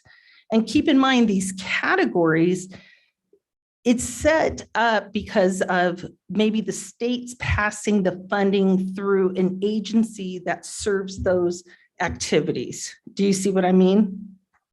So if you go through, there's some asterisks and I don't know, a hat triangle. There's extra reporting for those categories. I'm not going to get into the details, but they want to know data if you're serving those projects. Now, under revenue replacement, even though it says provision of government projects, you will have to earmark it for a specific project that I report on. So the provision of government services, let's say you identify $2 million this year. I'm giving an example. You could earmark it to cover all the public safety salaries or payroll. And that's what I would report it on as. Does that make sense? So we calculate the revenue replacement. It goes under provision of government services, but then I have to make it more detailed. And you would have to make that determination on the front end. Some examples of uses could be maintenance of infrastructure, pay-go spending for new infrastructure within county government. It has to be considered, important county operations. Roads, modernization of cybersecurity, protection of critical infrastructure, fire, public safety, and so on. Ambulance? It could be. Or just COVID calls? Well, so that's all I have to say. If you want, I could definitely research it. I think there's a good chance that ambulance could be funded, but it depends what part of ambulance. Are you looking at one-time costs to buy, let's say, an ambulance? Are you looking at to sustain those services, and what's that cost? If you're talking about the 1.3 or 2 million, what does that pay for exactly? So it could be tested on the audit. Fine question. Better wait He's until asking our all the time. election is over so people don't think we can bail out. Well, I will have, and And then we could buy an ambulance if we get the funding to help. that is actually the conclusion, but I would like to respond that I could keep that down, and I'd like your input and questions. I hope I didn't overwhelm you, but this is a very, very exciting opportunity for the county, especially if you look at lost revenue for essential, upcoming projects, the cybersecurity, the IT, the storage, to helping payroll. Now, I will say there's restrictions. You can't just say, let's put it in our reserves. Absolutely not. That's a slush fund. Okay. But if you spent county money on Middle Baxter, for example, and that put you in arrears, so then I was gonna ask the same when you said that, Say when you that- said you can pay like for public. Pay as you go. So we pay their salaries with this. Does that free up the money that we had allocated in our Yeah. budget to spend any way we want?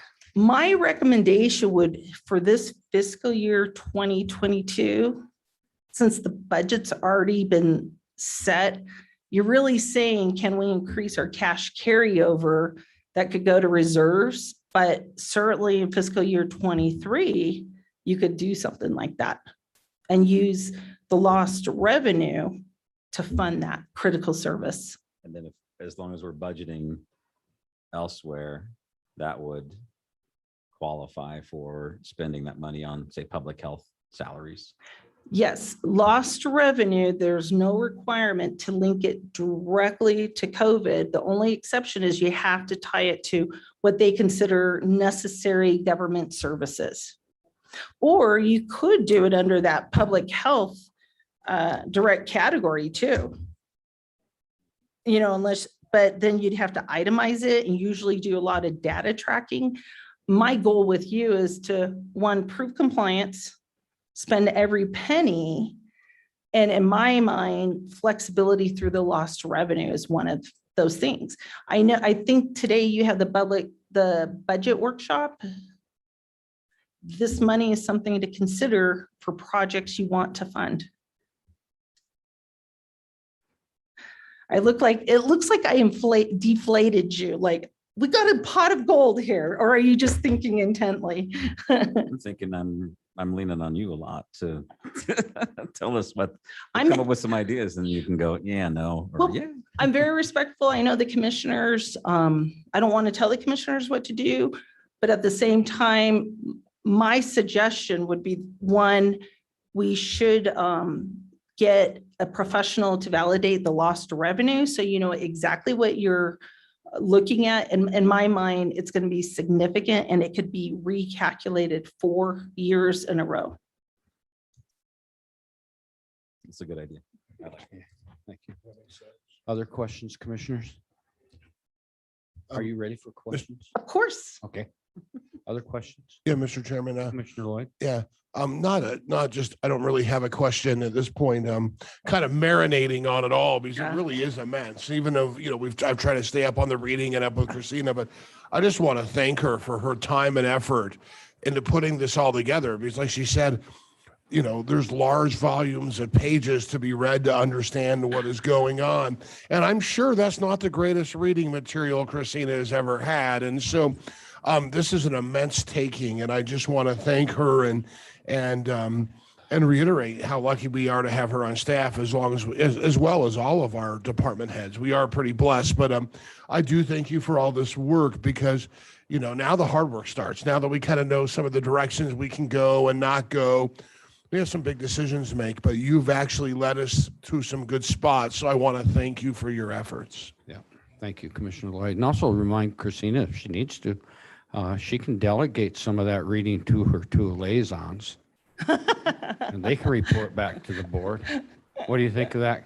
I'm always willing to help. I know it. I'm just kidding, though. I'm just kidding. At first I No. gasped and about choked on what you said, but I didn't want to give you any victory. No, I couldn't resist. The door was open. No, it's great opportunities, but I just think move slowly Mhm. and move wisely.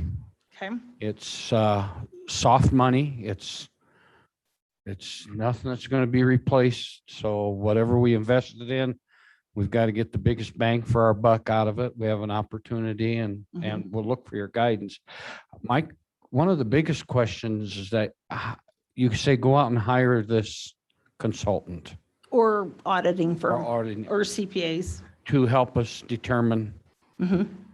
how would we know who to hire? What, I mean, where does that start?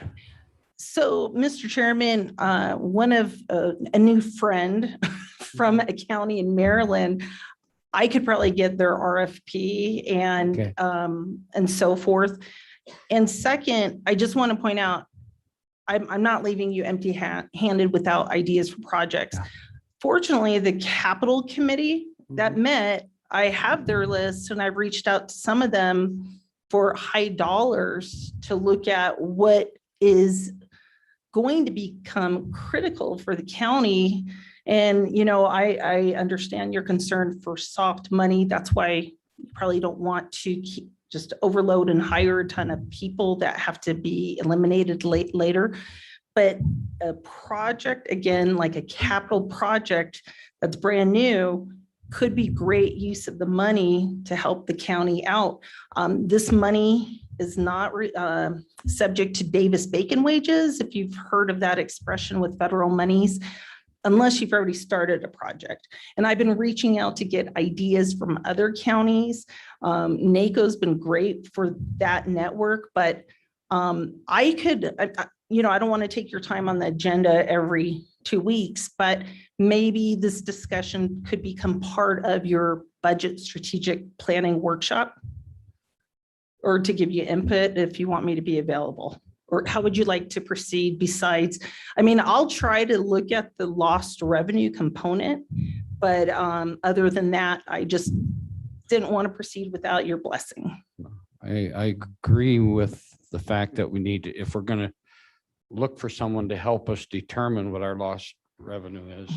Okay. That would be a consultant that would involve an RFP for, then would I be helped to identify anybody and that type of thing. And Mr. Chairman, I can reach out for ideas from our own auditors on this. Sure. So- John, do you miss anything? Okay. Commissioners, what's your thoughts? Trust you. Commissioner How soon Coleman. do you feel that we need to get someone on board to start reviewing that lost revenue? I would like to make it my top priority. Yeah, that's what I was thinking. All right.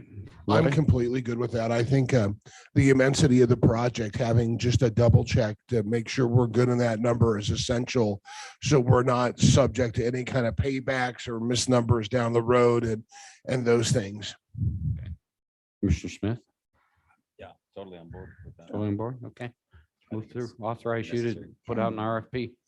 Mr. Chairman, Commissioners, I'll also work with Marty Dernovich, our Director of Purchasing, and get ideas from other counties. And again, I hope I didn't overwhelm you, but I just wanted to make sure it was clear it's not as simple as I think it's been portrayed to be. I just, when I even talk about soft money, I know it'd be real easy to throw some of this money at, and I don't know if you could do that. I would say the thought may be to throw some of this money at helping with our budget balancing. And I would just want us to be very careful along that line, because that won't fix that revenue versus expenditure Sure. big gap that we presently have in front of us.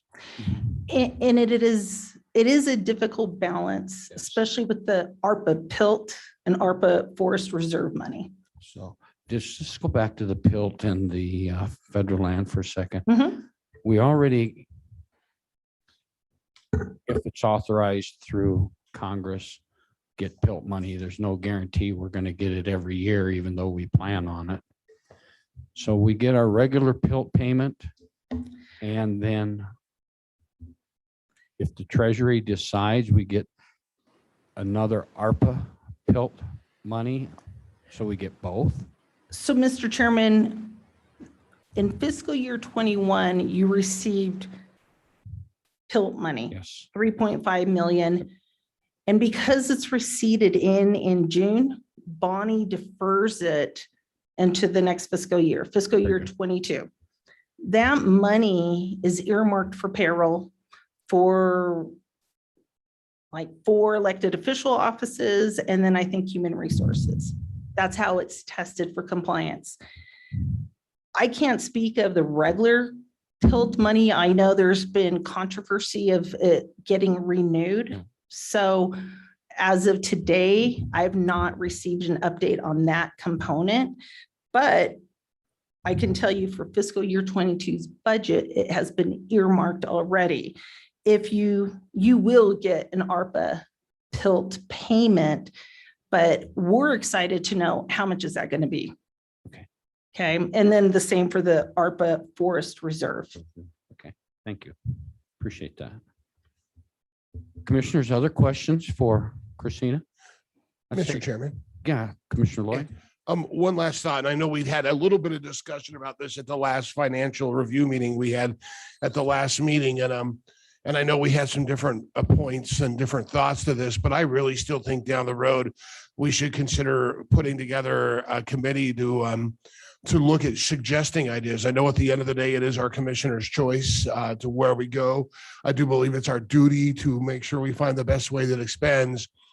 But we do have a very qualified group of department directors, elected officials that could provide ideas with the concept that not every idea they give us may get funded, but the concept of helping them generate some of the concepts of where we could use some of that funding could be helpful in guiding us. And maybe even looking at like Christina leading that to keep them compliant. But those are just some of a thought. I think having a group that should come suggest some ideas from their positions within the county could really help guide us down some positive directions. And especially if we give the concept that, hey, just because you put it on paper doesn't mean we're going to approve it, because I know that's one of the concerns. And I don't think that group should be outside of our county offices. I don't think we should be eliciting information from outside entities. I think we should keep it from the inside the county boundaries at this point to start.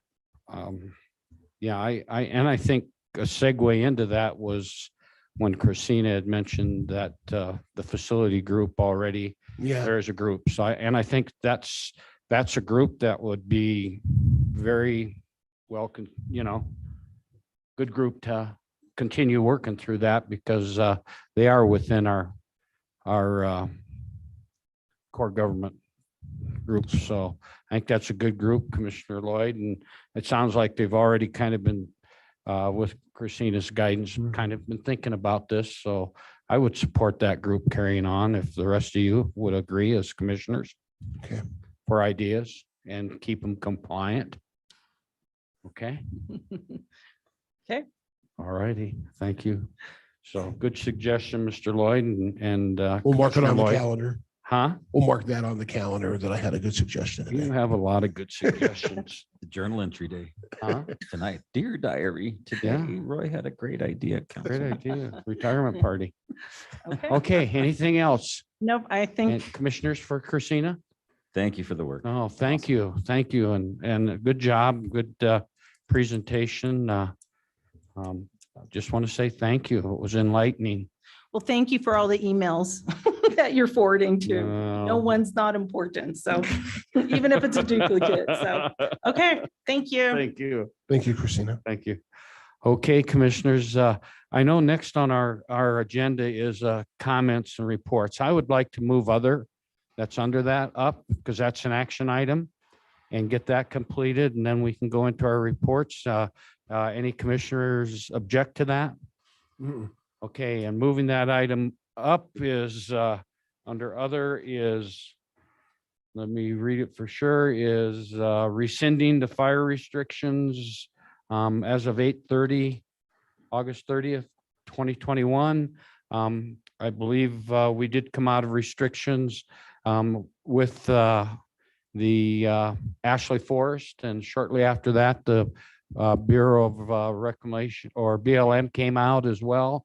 I'm not sure where National Forest is, but that doesn't have that much impact on Sweetwater County. So commissioners, I would entertain a motion to ratify. Is that the correct word, John? Okay, ratify the rescinding the fire restrictions on 8/30/2021. So moved. A motion by Commissioner Smith. Is there a second? Second. Second by Commissioner Lloyd. Any further discussion? All those in favor signify by saying aye. Aye. Opposed, same sign. Motion carries. With that, we'll go into commissioner reports. And first up is Commissioner Lloyd. Thank you, Mr. Chairman. Want to start today's report a little bit different. Of course, in the last couple of weeks, we had our country had the loss of 13 U.S. Marines and service members in Kabul, Afghanistan, as they were protecting the airport. And one of those, first of all, I want to make sure we commend all 13 of those service people and Marines for their service and duty to our country. But I want to take a special thank you to Riley McCollum. And I can tell you, growing up in the wrestling world, I actually had the opportunity to know Riley at a young age and his father, Jim, and the family. And when they talk about Riley wanting to be a Marine from day one, I knew that of Riley when I first met him when he was on the wrestling mat at 8 or 9 years old. And have had the opportunity to watch Riley grow into the young man and eventually serve our country proudly. And I just want to extend from our county and for myself as a commissioner, continued thoughts and prayers to Jim McCollum, his dad, and Riley for his time in service, and to his family and his wife for his sacrifice he made. And I can just tell you that Riley was a great young man. And I remember even after he was done wrestling, you could still see him traveling with his dad throughout the state of Wyoming, coaching young Jackson wrestlers. And even though before he became a Marine, so even though he was done with the wrestling world, he still was giving. And even his dad continued to give. So wanted to give thank you and special tribute to Riley McCollum for his service to our country. So, Commissioner Lloyd, can I interrupt for a second? yeah. Thank you very much. I appreciate you allowing the floor back to me. You know, I observed the 13 Marines, you know, that are not Marines, service people that were killed in Afghanistan.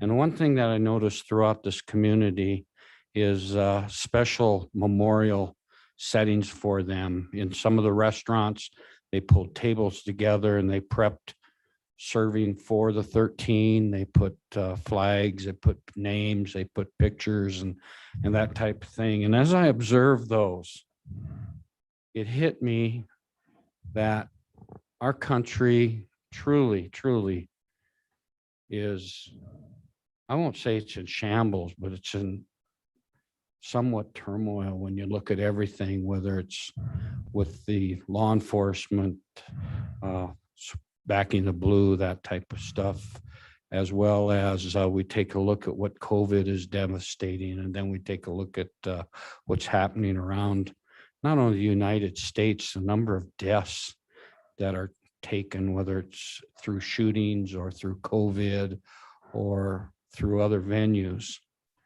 And I would like to ask my fellow commissioners if, is it appropriate?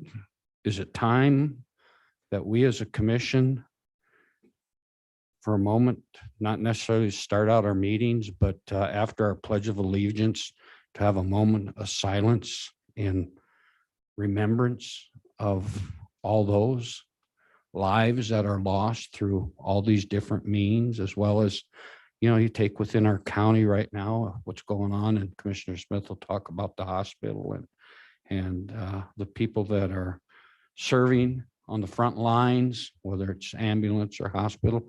I'd just like to ask our commissioners, is it time for us to take the lead and have a moment of silence after our Pledge of Allegiance? And I'm not even going to ask for the legalese end of it in. I think sometimes it's not what's doing things right versus doing the right thing. And I think this is one of those things that would be right if my fellow commissioners would be supportive. Definitely, yes. Mr. Smith, yes. Okay, Sally, will you please make sure that on our agenda, after the Pledge of Allegiance, we might have to remember for a little bit that we stay standing for a moment of silence of 15 to 30 seconds, commissioners. Thank you, Commissioner Lloyd, for allowing me to have the floor and interrupting your report. I'll turn the floor back to you now. Okay. All right. Back to my liaison report. It's been it being the end of the month. I didn't have as many normal meetings scheduled. Plus, I do want to give a big thanks to Kim Leyenberger and Public Health for the work they're doing. I'll mention the hospital in a little bit, and also let Jeff cover most of the hospital. But I can tell you, Kim and her group are a great resource. I myself just got out of COVID quarantine after capturing COVID-19, and Kim and her group were a fantastic resource to myself and the family, and I just appreciate her help and work during this time. And and glad to be back in public and seeing faces. I joked when I got out of quarantine on Sunday, Monday, I was going to go to Smith's and hug random people, but I did not do that. So, but I am back and it's good there. But a couple of the meetings I was able to attend by Zoom and such was I did attend a golden hour meeting. They are still open and operating, but they are looking at some mask mandates at this point and some seating provisions and activity numbers in rooms. But I am really great. I thought I had the number pulled up, but I didn't. But the number of drive-by meals they are still serving is phenomenal and doing a great outreach. And that should be thanked to Jackie and her crew. We also, I was also attending after the last meeting. Haven't had any other liaison meetings, but I do have the Conservation District this Thursday at 4, which I will attend. Also held as I'm chairing the joint telecom subgroup of the tax initiative. We did hold our second meeting last Wednesday, reviewed where we're at with that, and we're actually going to be kind of on hold for a point of time until we get some other directions from the bigger committee. But that's been a good committee and a good group of folks meeting with that. Outside of that, I've met with the assessor, human resources, Gene Ligursky, I've met with John, Attorney De Leon. So I've stayed busy in some of that time. I do want to announce I am going to have some office hours this month if people would like to come and visit with me. Tomorrow from 10 to 12, I will be in my office if anyone would like to come visit. And also on the 23rd from 8 to 9:30, I will also be in my office and available to visit. Outside of that, I just want to close with, and I know Jeff will talk more about that, but just thanking our hospital for the work they're doing with the surge in COVID cases. And no matter where you stand on the COVID issue, I think it's starting to affect everyone in some way. It seems like every day I find out someone new I had was affected. And sometimes as you're getting surprising news of people that you would never expect to be very sick and ill due to their age and their health status in the hospital. So I do want to appreciate and thank you, the hospital, for all the work they're doing and all the healthcare providers. I mean, Castle Rock's inundated, public health, the hospital. I'm sure this affects our fire, our sheriff, our frontline folks, our police officers, and our ambulance folks. And just want to thank them for the work that they're doing during this tumultuous time. So with that, that's everything I have. If you have, and I'll take any questions. Thank you, Commissioner Lloyd. Questions for Commissioner Lloyd? Thank you. Good report. I guess I'm up next. I think Commissioner Lloyd, you did a very good job of pointing out what the frontline workers are doing and what risks they're under, and as well as the what I want to say, they're very tired. They're really at risk, and you pointed that out, and I'm sure Commissioner Smith will have more to say, but I align myself with everything you say with regard to how hard those people are working, and whether it's at the hospital, whether it's through ambulance, whether it's through fire or whatever. But we do appreciate all of them and their work, and hope they continue to be safe and stay well. So starting out with my report, I think before you, I handed out the water report, and just to point out a couple things, Lake Mead, nothing in Colorado going on right now, and that's why you don't see anything there. In Nevada, you have Lake Mead as of August 25th. It's at 1,068 feet. That's 151 feet below full pool. And this is 15.88 feet below this time a year ago. So you can see Mead is going down at a pretty quick rate. Lake Powell is at 3,550 feet as of August 25th. They're 149.7 feet below full pool. They're down 50.7 feet from this time last year. The rivers feeding Lake Powell are running at 36.3% of the August 25th average, There are 28 reservoirs above Lake Powell, and they're at 67.41 capacity, those 28 reservoirs combined. In Wyoming, Fontenelle Reservoir currently at 6,493 feet as of August 25th, and the Upper Green snowpack is at 11% of the August 25th average. Right now in Utah, there isn't anything of notice going on. California, Arizona, the same thing to report from our water report. Through the Bureau of Reclamation, the Flaming Gorge is currently at 6,021 feet as of August 25th, which is approximately 80% of the full pool, which makes it at about 18.6 feet below full pool. Water level is down 6.6 feet from a year ago. Rivers feeding the Flaming Gorge, which is the green, are running at 33.9% as of August 25th. The Upper Colorado River Basin snowpack is at 40% as of August 25th. Then through the rest of the handouts, you'll see study projections on Lake Powell, Lake Mead, graphs showing the elevations and that type of thing, 24-month studies. So if there's any questions on the water report, I'll entertain them at this point. I do have one question. I heard there was a Colorado River meeting in Rock Springs. Is there one coming up? Oh, thank you. Thank you, Commissioner. It was the governor's task force on the Colorado River, which there's two local members on. One of them's Ron Wild, another one that works up at one of the Trona mines for Fred Von Ahrens. And yes, they did schedule a meeting here in Rock Springs, and it's going on during our meeting from 8 till 12 o'clock today, which because of our meeting made it probably improbable. I won't say impossible.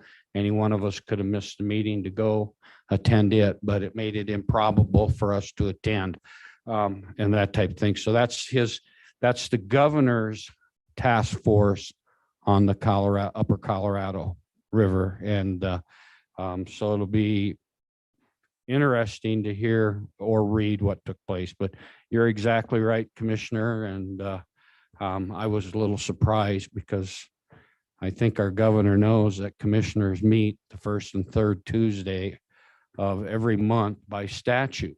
It isn't hard to figure out what that practice is. So if you sense I'm a little miffed over that, I am, but I didn't schedule it. So thank you.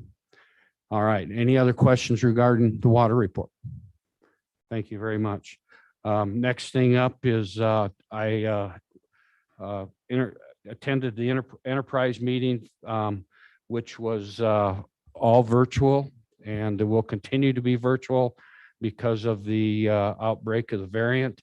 That entire meeting focused on what was going on with COVID at the hospital, and Dr. Poyer and Irene Richardson, the CEO for the hospital, and Dr. Poyer, I believe, is the lead for their in their response team.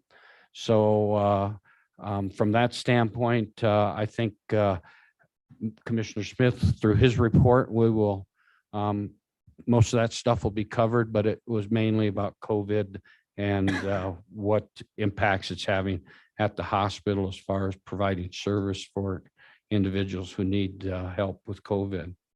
The next thing, of course, all of us participated in the joint intergovernmental meeting, and there were reports from those committees throughout that meeting. Our next meeting is 9/13, September 13th, Monday at 5:30 for the intergovernmental. And of course, we'll run that meeting for the most part out of the chambers here and also do it by Zoom for those who can't be here as commissioners, as well as for the towns and cities. And at that meeting, there will be updates on the general tax committees, as well as other committees that are listed on for joint Governmental Committee.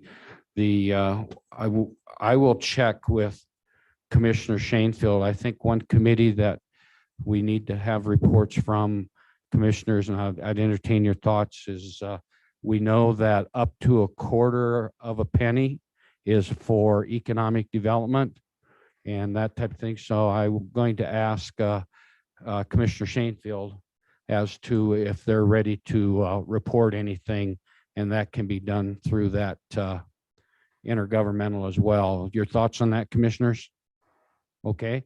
You're asking like what that economic development would be? Yeah, just kind of Identify. report on identifying Great. That came up Just in my meeting as well. exactly similar to what everybody else is working on, because they're working on what are the guidelines for that up to a quarter penny for that economic development penny, and that type of thing, so they can report on how they're working in that direction.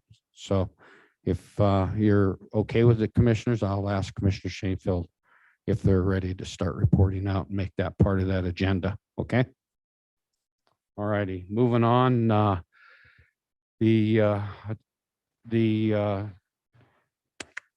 was a working on the general tax MOU, and I think Lauren's committee will be able to report on that in the near future.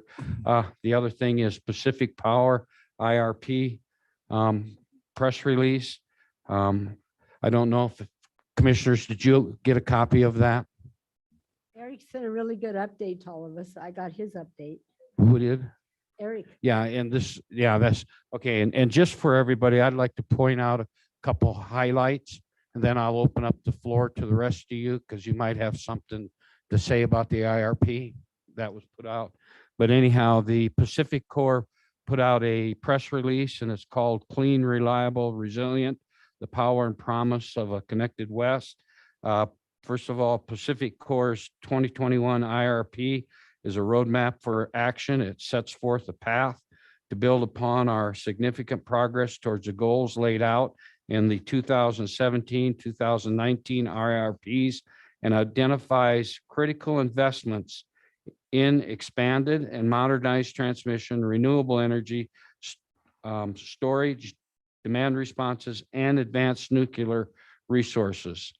Their roadmap, the 2021 IRP, outlines Pacific Corp's bold vision for the West between now and 2040, and sets us on a path to, one, continue our growth into the grid powered by clean energy. And one of the focuses under that continued growth is 500 megawatt of advanced nuclear, which is the Natrium reactor demonstration project in 2028. So, and then with an additional 1,000 megawatt of advanced nuclear over the long term, which is if each Natrium is 500 megawatt, and they're planning 1,000 more after that, there'll probably be an opportunity for 2 more Natrium projects. So that's a positive. And of course, the other path is to connect and optimize diverse clean resources across the West with a strengthened and modernized transmission network that ensures resilient service, reduces costs, and creates maximum opportunities for our community to thrive. There's a focus on solar and storage, which we know is coming. And also they're delivering resilience and reliability through a connected West, and putting their shared vision forward. The one component, here it is, their evolving portfolio they focused it on, and what that entails is working in close partnership with our communities. They're making significant progress in their evolution to an increasing low carbon portfolio. Over the past 2 years, our progress towards these goals have included, and it's interesting, they said, increasing low carbon portfolio. So they're saying in that the carbon is going to be part of it. But here's where it's at. Over the past 2 years, our progress towards these goals have included a completed coal to gas peaker conversion of the Naughton unit in Kemmer, Wyoming. So there's conversion going on there. And also the retirement of the Cholla Unit 4 coal-fired generator in Joseph City, Arizona. Their resource strategy outlined in the 2020 IRP continues that progress, and within the next 4 years will begin the process of retiring or divesting coal strip units 3 and 4 in Coal Strip, Montana, begin the process of a coal to gas peaker conversion of Jim Bridger units 1 and 2 in Rock Springs, Wyoming, and begin the process of retirement or sale of the Naughton units 1 and 2. Throughout, they are collaborating closely with affected communities and with state leadership to support a successful transition for employees and communities. So it's really to a point. It's great that they're not talking about shutting down unit 1 and 2, but they're talking about now conversion and using natural gas, which is, a huge bump for Sweetwater County and everyone, as well as the Naughton one that's going to be converted. So natural gas now plays a picture in providing clean fuel, where in their previous IRPs, I believe there wasn't too much discussion about the conversion of coal over to natural gas. So I think that's a real positive for us in Sweetwater County. It's also a positive for our employees that work at Jim Bridger, because there'll be an opportunity for them to continue to work at those units 1 and 2, and then and so forth. So with that, commissioners, anybody else would like to comment on that press release that came out of Pacific Core last week? Commissioner Toman. Well, I would just say that, I would commend Rocky Mountain Power for trying to step up and do a little bit more of what is right for all of us and for our counties. And I think that our membership in that coalition of local governments was very instrumental in some of the legislation that came out through the Wyoming legislature, and hopefully in making them realize the importance of our local economies. Yeah, and you bring up a good point with the coalition of local government that, they had some good data that they used when they presented their case for the counties, and that data, a majority of that data, I believe, was data that was gathered by Mark Cott and Dave Divas. So I want to say thank you to Coalition of Local Governments, but I question whether how much data they would have had if it hadn't been for the work Dave Divas and Mark Cott did. Yes, and Commissioner Johnson and Connolly from Lincoln County testified, and it was powerful because it was had the effect of altering some of the direction that was being taken. So there's a group that supported that, but I also think we need to make sure we mention those local people that did the digging and put together and those types of things. So anything else on that press release? Okay, I'll keep moving forward and see what I can get done here. Water Users Coalition meeting, that was part of the water report, but we're still meeting via Zoom, and we'll continue to do so, as well as the Joint Waters Board continues to meet by Zoom. We feel strongly that we need to protect that workforce there and continue to meet by Zoom, because if there is a breakout of COVID at the water treatment plant, it would have some devastating problems for our water treatment and stuff. So they're really protecting that for our people of the Joint Waters Board. Commissioner Toman and I attended the federal agencies meeting, and the members there were just from the BLM Kimberly. So we had an opportunity to talk with them. I think Commissioner Toman, if you have anything more to add there, please do. Also, conversations are going on about storm sewer needs and funding with the city of Rock Springs and that continues to go on, and we'll continue to visit with Green River City to see where they're at and what their needs and how they're funding. Also, for our next meeting on Tuesday on the 21st, is it, Sally? Commissioners, that is also the first day of Waco. And on that day, you're going to have a number of elected officials, let's just say county administrators, gone from the county. I know from this, that includes this group of commissioners. So I'd ask, is there anybody else besides myself going to Waco and Gillette on 21st? Yes, I'm going to register. Okay, you're going to go, Commissioner Thomas. Very good. Commissioner Lloyd? Not at this time. Okay, what about Commissioner Smith? No. Okay. Perhaps virtually. Huh? Perhaps virtually. Yeah, I hear you. If it's, I'm hoping they have some of it virtual for everyone. But anyhow, just to share with you, I'd like to instruct Sally for the next meeting to keep it short. Executive session only if it's an emergency. Commissioners, are you okay with that? In your thinking? Commissioner Lloyd, the rest of you, what about the workshop in the afternoon? Next week? No, the next meeting, yeah. Can we Yeah, we can put it on hold, I'm sure. put it on hold? Okay, so we'll do that. Let me look at my notes and see what else we have to cover. Is that it, Sally? That would do it. Okay, so it's okay. We'll keep that meeting short. That when Waco set the dates, they forgot about commissioners meeting. I can't believe that, but they did, and that's okay. We'll help them the next time. And so they start that Tuesday, and it starts middle afternoon, late afternoon. So it's going to be quite a drive. And for Commissioner Tolman and myself, would like to get out rather quickly that day. All righty, and let's see what else.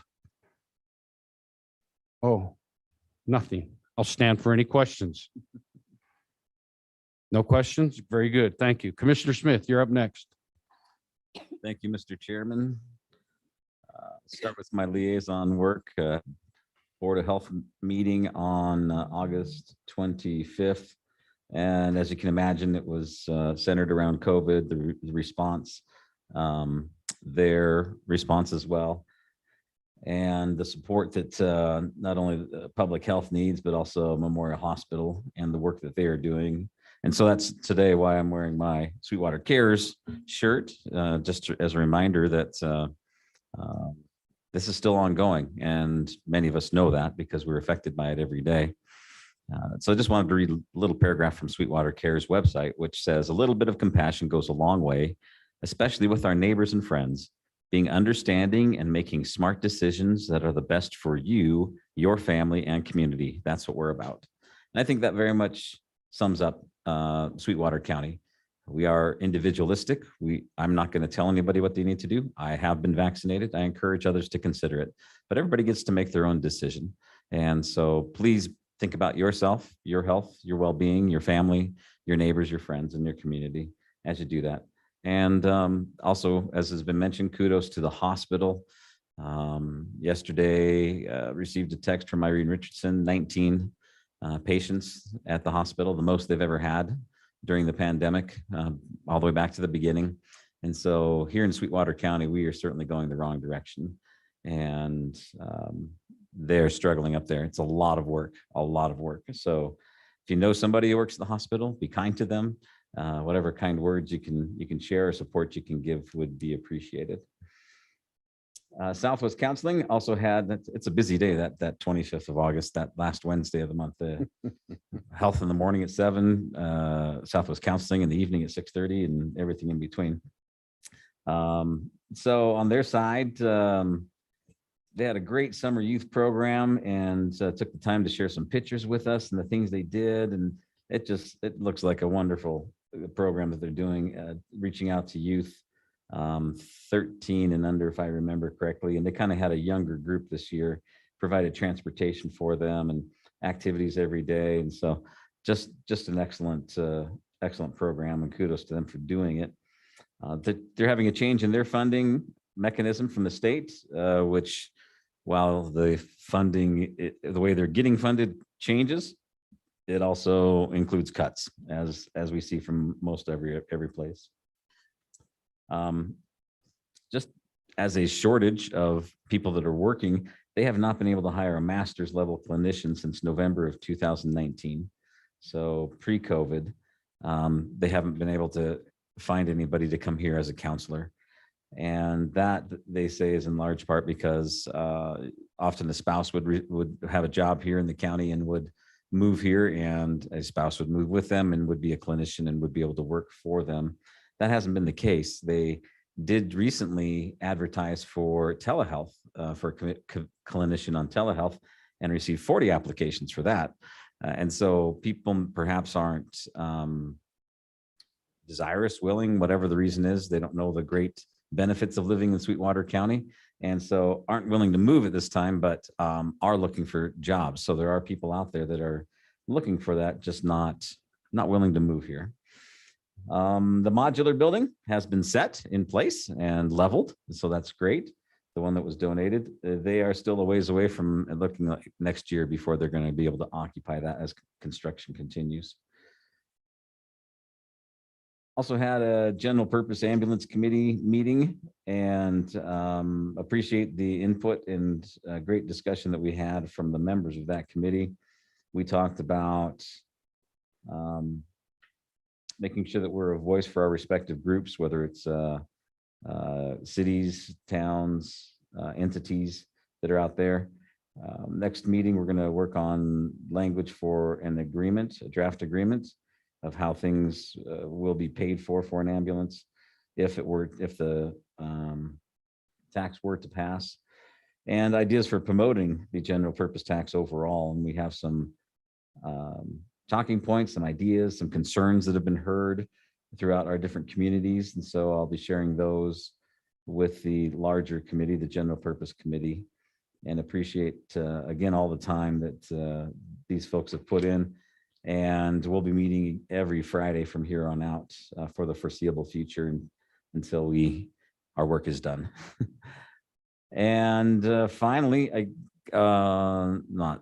second to last, the Public Works Department. Thanks to Gene for submitting his report, and thank you to Commissioner Lloyd for deferring to me and allowing me to present it as my co-liaison there. As was mentioned, the grinder pump well underway, waiting for the door still out at the Justice Center.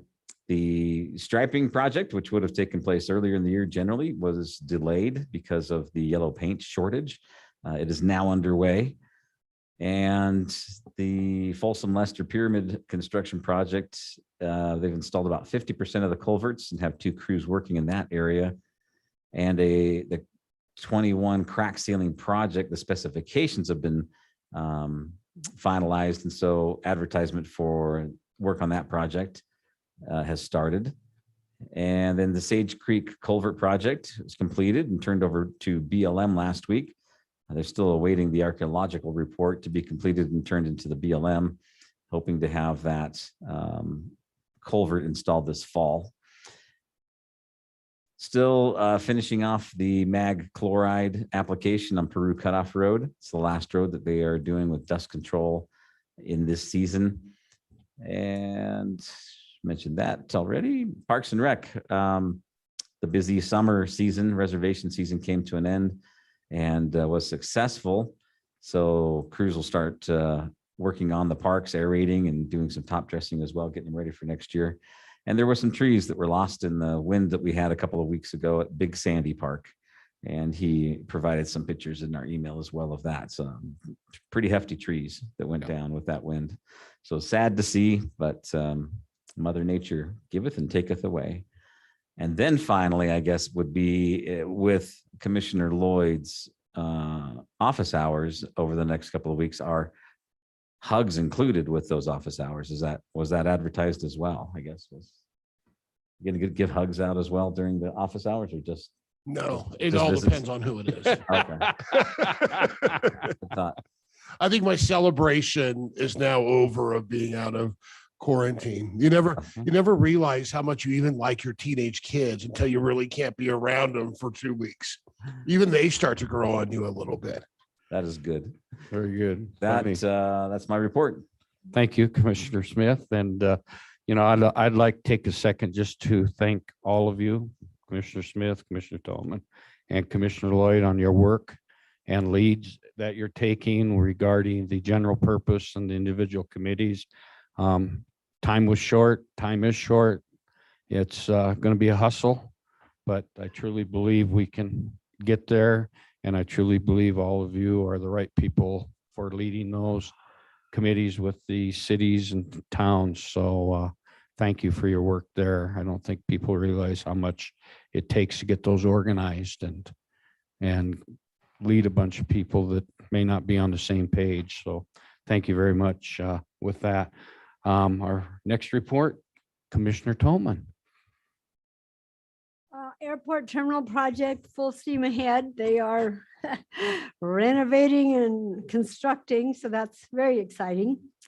I was on the ambulance 6 penny committee with Commissioner Smith, and hopefully we can arrive at some recommendations or conclusions that will be helpful for seeking and acquiring the 6 penny for the county, for the services that it would provide. I spent 2 days in the Sublet Mule Deer Migration Corridor Task Force appointed by the governor. And I think we had pretty productive group that we reviewed the governor's executive order, and then we are drafting some recommendations to the governor as to things that can be done in the corridor to enhance habitat for the mule deer, but also to facilitate and continue mineral development, ag grazing, and all the other activities that occur out there at the same time. We're trying to improve the habitat in the water for the wildlife. That goes from the interstate to Hoback, so it's a pretty big corridor. There were 3 corridors designated in the governor's executive order, and others can be proposed based on collaring activity and taken to the Game and Fish Commission. But right now, this was the 3rd one. They'd finished the bags one and another one in that area. So the Sublet one was the 3rd task force to prepare recommendations, and we're reviewing the draft recommendations right now.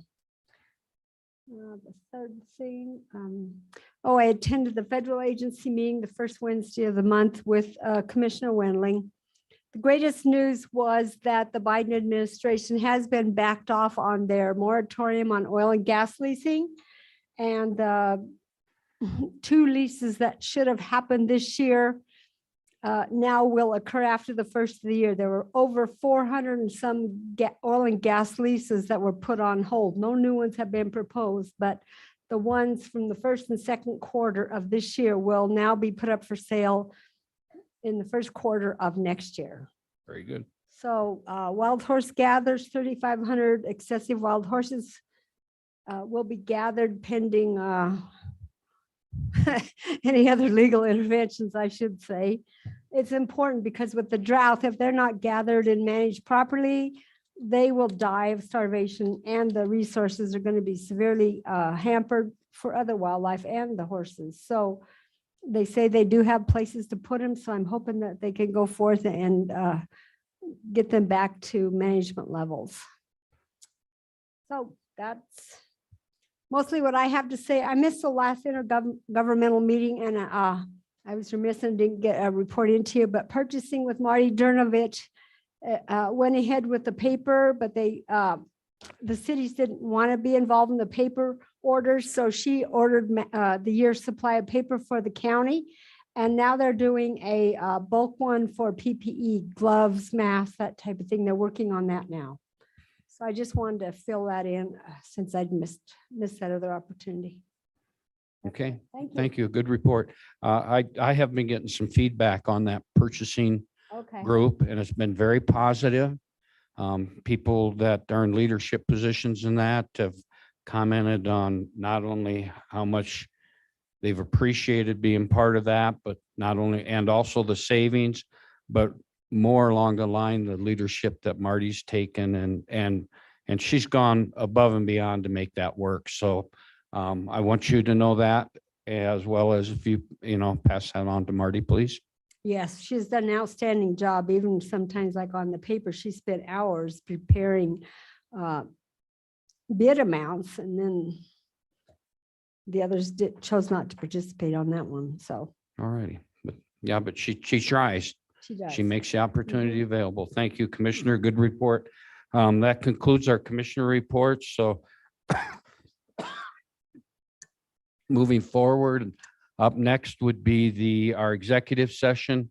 Before we go into that, Commissioner Toman, anything on pre-decisional?